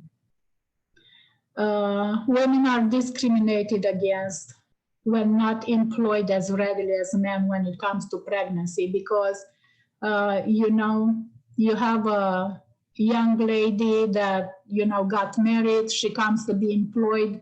The employer is thinking, oh, she's going to get pregnant and then she's going to want time off and stuff like that. So because of that, they are not as employable as men are. A musician said that only 17% of women make it in that business. And I have here, this is the top 10 countries when it comes to equality in the world. And Was it Francisco that did Iceland? No, Renee did Iceland, but remember we saw that Oh, yeah. even though, So Iceland is first place when it comes to, they are looking at certain things. It's not practical life. It's employment, equality in education, and some other things they are looking at. And based on that, they make this top 10 or whatever.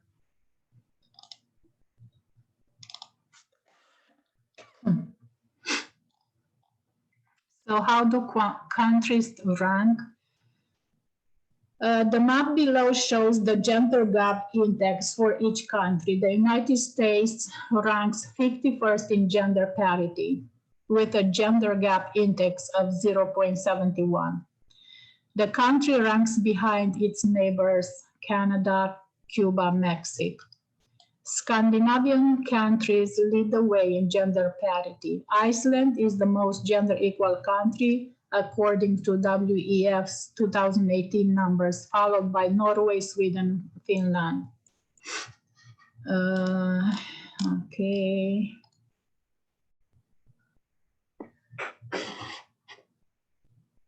So the WEF has been tracking gender disparities since 2006. Since then, the gap has only closed by 3.6%. If progress continues at the same pace, the gap won't close for another 180 years. So, right here is Germany.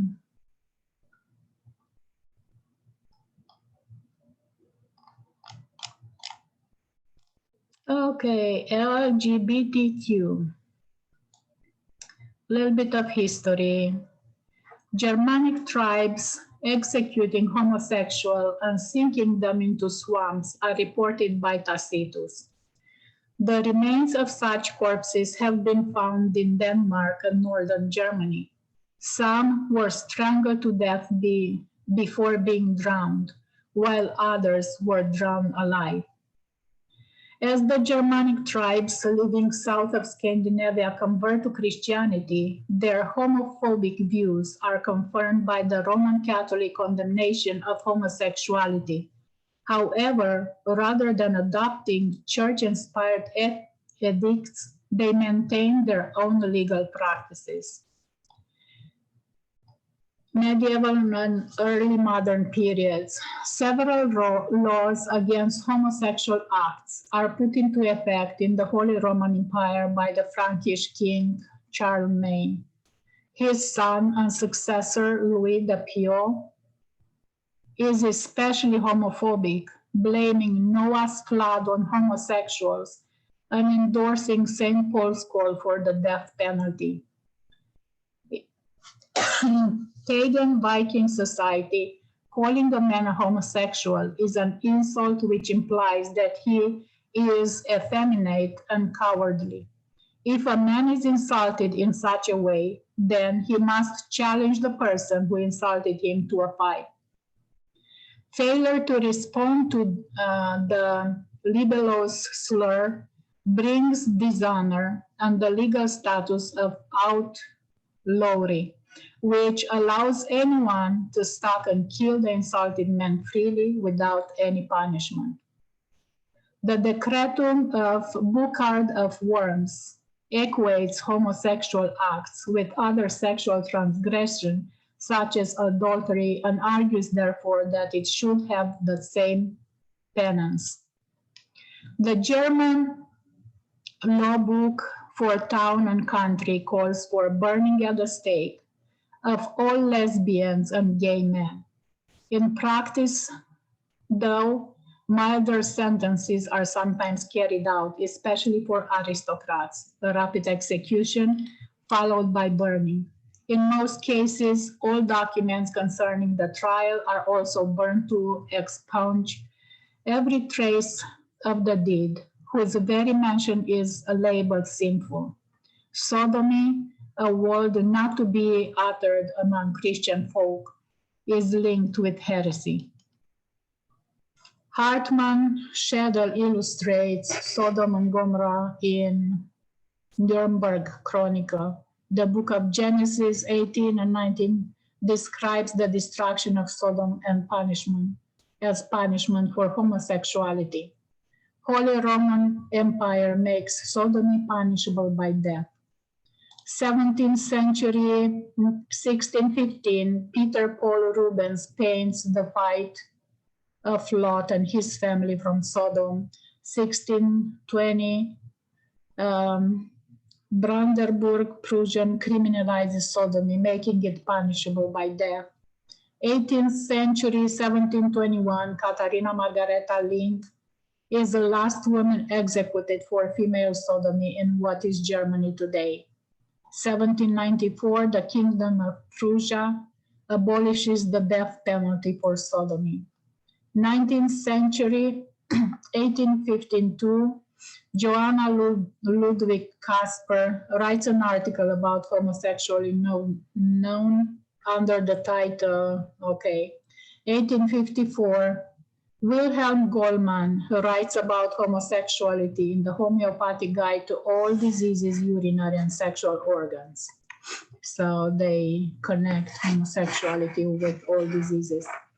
1859, Arthur Schopenhauer briefly writes about homosexuality in the chapter on the metaphysic of love in his third edition of The World as Will and Representation. 1864, Karl Heinrich Ulrich, a lawyer, confesses under the pseudonym Numa Numantius his secret homosexual inclination in his first two books. In the 12th book series entitled, he proposes a concept of third gender identity through the term earning. 1864, Joanna Ludwig Kasper dedicated his third chapter on homosexuality in the first part of the special division section in the third edition. And in 1607, Karl Heinrich Ulrich became the first self-proclaimed homosexual to speak out publicly for homosexual rights when he pleaded at the Congress of German Jurists in Munich for a resolution urging the repeal of anti-homosexual laws. 1869, the term homosexuality appears in print for the first time in a German-Hungarian pamphlet. 1870, Friedrich Christian Oppenhoff mentioned, 1871, homosexuality is criminalized throughout the German Empire.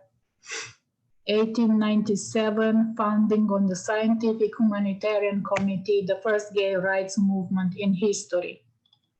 20th century, 1906, Brazilian Countess Dina Alma de Paradela poisons herself in Breslau, and the doctor reveals that her body was male, causing a media sensation. The Paradela becomes one of the first known by name transgender women in the entirety of Central Europe. Her history is later often recalled by Dr. Hirschfeld in his research and works. 1907, Adolf Brand, the activist leader of the Gemeinschaft der Eigenen, working to overturn paragraph 175, published a piece outing the Imperial Chancellor of Germany, Prince Bernhard von Bülow. The prince sues Brand for libel. Brand is sentenced to 18 months in prison. 1919, a pioneering private research institute and counseling office. Its library of thousands of books was destroyed by Nazi in May 1933.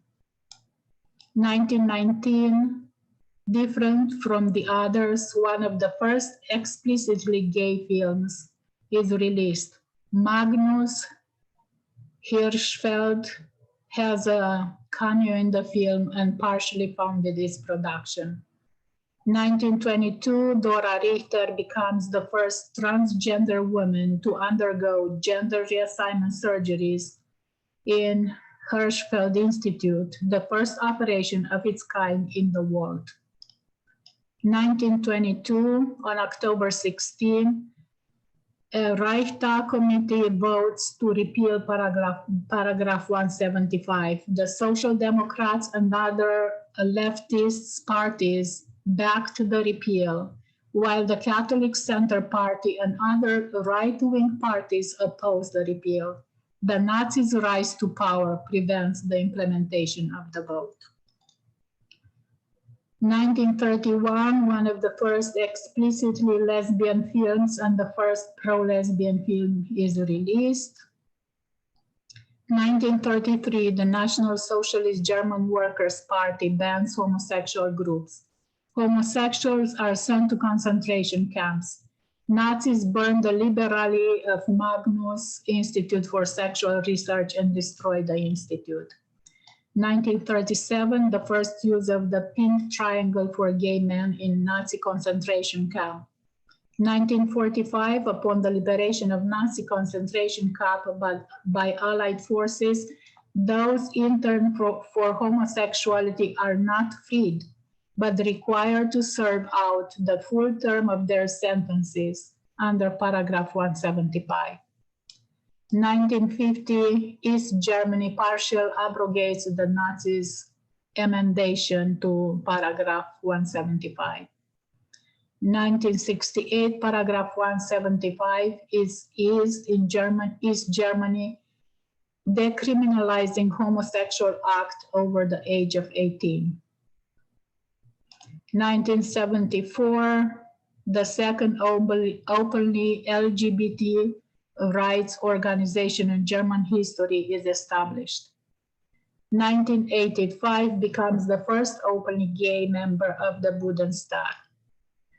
1987, Utah becomes the first openly lesbian member of the Bundestag. After German reunification, the Supreme Court rules that the age of consent for sex must be equalized. 2000, the Bundestag officially apologizes to gays and lesbians persecuted under the Nazi regime and for harm done to homosexual citizens up to 1969. 21st century, 2001, Germany recognizes civil partnership for same-sex couples. Klaus Wowereit becomes the first openly gay politician elected mayor of Berlin. 2004, same-sex stepchild adoption is legalized. 2009, Westerwelle becomes the first openly gay member of the federal cabinet. Barbara Hendricks in 2013 becomes first openly lesbian member of the federal cabinet. 2017, in June, the pardoning men convinced in the post-war era under paragraph 175 was passed by law in the Bundestag. 1 week later, a majority of Bundestag MPs voted in favor of a bill legalizing same-sex marriage and granting homosexual couple full adoption rights. 2019, conversion therapy is completely banned for minors and partially banned for adults in December 2019. Between World War I and World War II, the gay culture flourished in Berlin. Paragraph 175 prohibited relationship between two men. This law was not enforced until Nazi took control of Germany. About 15,000 men were sent to concentration camps. 1994 is when this law was taken off the books. 2016 is when the Prime Minister pardoned the homosexual. 87%, second highest acceptance of homosexuality in the world after Spain. Why is Germany so behind?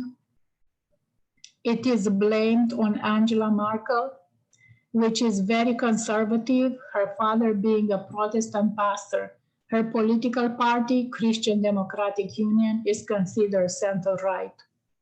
Same-sex marriage in Germany has been recognized since 1st October 2017. A bill for the legalization of same-sex marriage passed the Bundestag on June 30, 2017, and the Bundesrat on 7 July. It was signed into law on 20 July by the President and published in the Federal Law Gazette on July 28, 2017. Attacks on LGBT plus people increase in Germany. The Interior Ministry had said there has been a rise in reported instances of anti-LGBT plus related crime in recent years. Political figures insist more action needs to be taken. Attacks reported in Germany on those identifying as LGBT are on the rise, according to government figures announced on Thursday. In 2013, police recorded 50 attacks on lesbian, gay, bisexual, transgender, and intersex people, the Interior Ministry said. This rose to 94 in 2018. In the first half of 2019, there have already been 57 crimes of this nature, including nonviolent hate crimes based on sexuality. That figure rises to 245. The increase in violence is not a coincidence, he said. It emerges from a social climate that puts minorities under the renewed pressure. It is more important than ever before to strengthen the way which the relevant police authorities deal with the hate crime and to offer more in terms of victim protection, violence prevention, and raised awareness. Racism in Germany is on the rise. As Black Lives Matter protests persist worldwide, a German study reveals that discrimination against people based on their ethnic origin has increased. The report warns of serious consequences for society. Ever since the violent death of an African-American man, George Floyd, at the hands of police 2 weeks ago, a wave of protests has been rolling across the US. Many people in Germany were also shocked by footage in which he is seen in mortal agony while being subjected to brutal mistreatment for almost 9 minutes. Tens of thousands of people across the country took the streets this past weekend to protest against racism, despite restriction imposed to stem the coronavirus pandemic. Amid considerable media attention, they also decried racial discrimination in Germany. For the image of German society, too, has repeatedly been blemished by everyday racism, xenophobic riots, and right-wing extremist attacks, like those carried out by the National Socialist Underground. Almost 1,200 complaints of racism. A recent statistic back up the protesters' criticism and confirm a dismal trend. Racial discrimination has increased significantly in Germany. According to the 2019 annual report presented Tuesday by the German Federal Anti-Discrimination Agency, the number of such cases reported in Germany rose by almost 10% to 1,176. They marked up 33% of the cases dealt with by the agency. That is the largest share, and not for the first time. In 2016, it was already 25%. Since 2015, when 545 reported cases were listed, the number has more than doubled. Germany has an ongoing problem with racial discrimination and does not give enough consistent legal support to victims, said Bernard Franke, the acting head of the Anti-Discrimination Agency, when presenting the report. The feeling of being left alone with injustice has dire consequences in the long run that endangers social cohesion. Frankie warned, adding, discrimination wears people down. For this reason, the ADS annual report focuses on the issue of racism in great detail.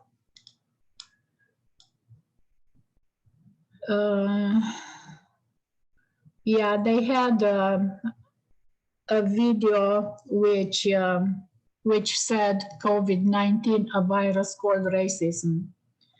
According to the ADS report, the larger proportion of discrimination brought to its attention occurs in the workplace or when people are looking for work. The second most common form of discrimination occurs during everyday activities such as looking for a flat, shopping, in bars and restaurants, and while dealing with insurance and banking matters. Due to Germany's fascist past, this form of discrimination both hits the German public very hard and attracts a lot of attention in the international media.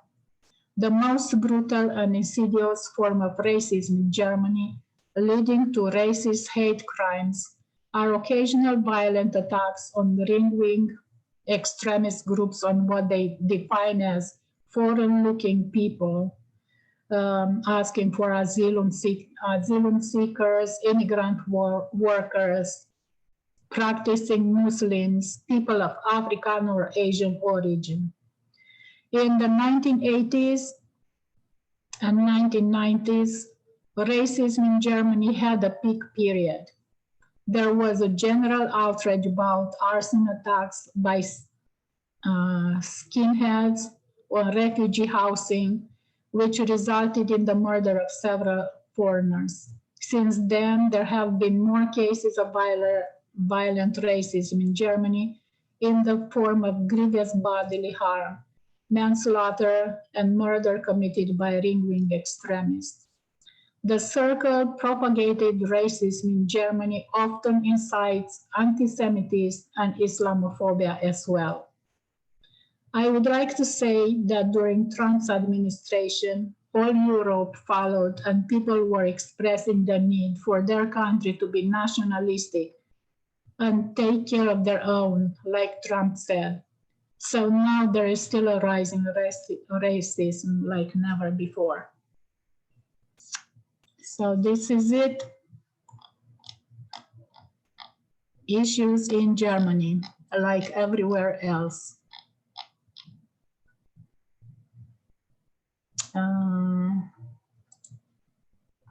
There we go. That was amazing. Thank you, Christina. That was beautiful.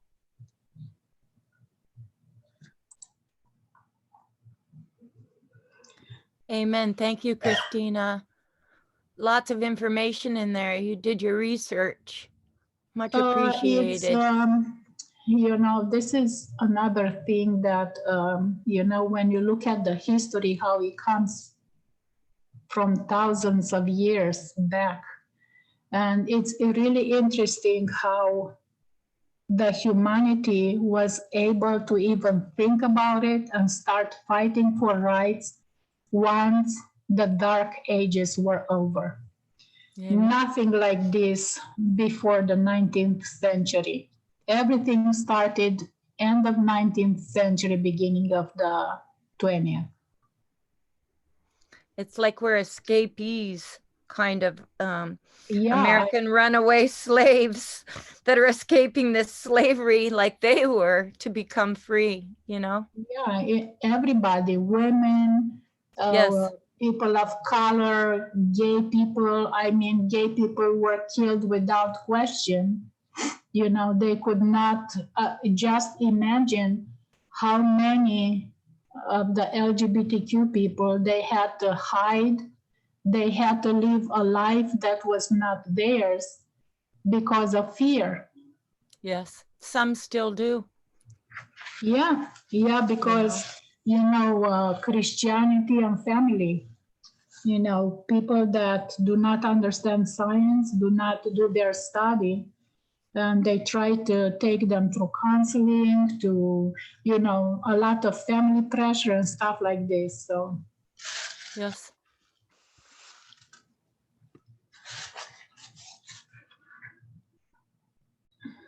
okay, I lost my voice, sorry. Thank you very much. I don't know, we're coming up on 4 o'clock. I don't know if Jackie's ready. If everybody wants to stick around, she'd really like to do it today, if she still wants to. Or if not, she'll be first up next week. I don't mind sticking around. Okay, Jackie, how are you? I'll stick in too if Jackie wants to present. Yeah. She's muted. Jackie, you're muted if you're trying to talk to us. Oh, I'm sorry. Yeah, I appreciate you're all saying you'd stay, but I think I'll wait until next week. Okay. That's where I'm seeing it right now. I want to contemplate everything I've heard. Okay. So Yeah. that's Jackie and Francisco. Renee I has mean, at least. Renee has Spain done too. Oh, good. Okay, Renee, Francisco, Jackson. One more just in case, and we. I might have I'll have what's the other, Malta done too. Malta. Yeah. Okay, let me. Thank you all so much. Thank you. That was wonderful. I really enjoy these histories and everything, you know. Oh, I just want to give you guys an update. Did you guys catch the news on Belarus and Lukashenko and the plane that he had sent back a false bomb threat? Right. Are they gonna do something about him now? Is he? Well, like the Is whole that world, today? the whole Is that world. today? Well, it happened on Sunday, I think. And then Monday came, and then the whole world was like appalled because no dictator has ever done that before. They've never rerouted a plane and said that there was a bomb threat. And when they went on the ground, it wasn't a bomb threat. They had to get the one of the journalists that was against Lukashenko. They took him off, and he was saying when he was leaving, he was, "I'm gonna die. They're gonna kill me." Yeah. Oh no. Yep. Now, a lot of the European countries have shut him down. He can't send his airlines to most of Europe have shut him down. And no one's going to be flying over Belarus anymore. He can't fly his planes out to most of Europe. Yep. That's just dirty what he did. And that's Lukashenko. So you see what the women of Belarus are dealing, they are so brave. They're going up against this really hardline dictator. This little 80-year-old lady was getting up in the soldier's face. I mean, he went to move her hand and she smacked him. He wouldn't hit her though. 80-some years old. I mean, don't you touch me. And I see this time and time again. It's like within since 2019, maybe even before that, women all over the world are standing up for their rights, and they're risking their lives, they're risking their safety, they're risking their health, everything. So this is so totally prophetic, you know. Amen. Only now, you know, Americans, you know, I kind of think America was kind of late on the thing, but I mean, everybody else, the whole world is just, I mean, these women are so brave, because they're risking going to prison and dying there, because people die in Belarus prisons, you know? So it's just amazing. Yeah, something about the German women as well. I had a very, very good friend in Washington. She was a neighbor, and they hadn't been in America very long, but I got to know her very well. And she shared with me that some of the worst problems coming out of Germany is the drunkenness and the alcoholism. And a lot of the abuse coming from these men, and her husband was an alcoholic. And it's been there for so long, and you maybe could say it here for America as well, that drinking, the alcohol, and of course, in Germany, it's the beer drinking and all of the pubs and things and what they go to. And they just make big parties out of it with Oktoberfest and everything. And she told me that this was all a part of their life, and a lot of Germans, because it's from their past, way back when. And so her husband was very abusive. It wasn't a lot. It starts out with just calling you names, and you know, anyone who's lived with an alcoholic would probably recognize these symptoms of the problem. It's coming from the problem.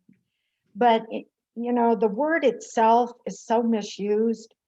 But I would say that, you know, a lot of these women that are suffering in Germany are probably going through a lot of this with their, you know, somehow, some way that alcohol or beer drinking or whatever it is involved.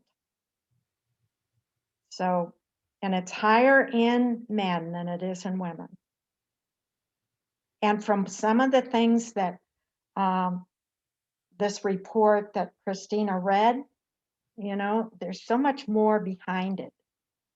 You know, you see a lot of these facts and what's happening and how the whole focus is going towards women's abuse and racism. And now we have the transgender and the LGBT community. And so does that just add to it? I mean, I don't know. I was just thinking of that because I was very close to her, and she just poured her heart out about how she suffered, and that this was just a common thing in Germany. Yeah, pretty sad.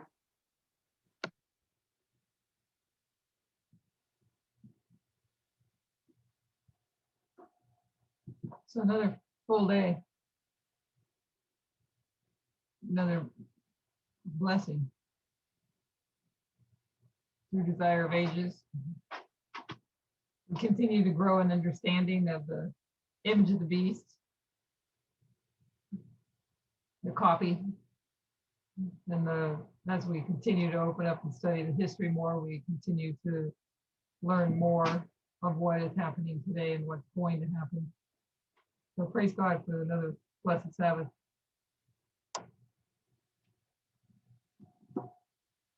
Somebody want to close in prayer?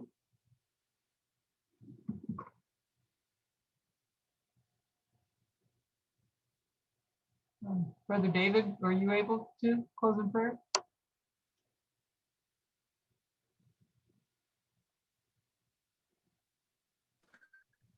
Yes. Father in heaven, I thank you again for another, as Elaine said, blessed Sabbath day, Lord. There are so many things on our hearts, Lord, and we need so much help from you, Lord, to be overcomers in all of our challenges, Lord. So we thank you that you promise, Lord, to never leave us or forsake us, and give us the strength, Lord, through you to be the people we need to be at this time in the world. Lord, we see so much hurt and so much anger, so much going on that's wrong, Lord, and we know it's going to end soon. So we just pray, Lord, that we can be those that are the helpers. Yeah, Lord, we want to be a helper for you. So bless us as we go into this coming week, Lord, that your Spirit will attend in our hearts and our actions and all that we do and say, Lord. And we thank you again for those who have presented today, Lord. Pray a blessing on those upcoming presentations, Lord. So watch over us, Lord, this week and all of our family members. We pray it in Jesus' name, amen. Amen. Thank you for that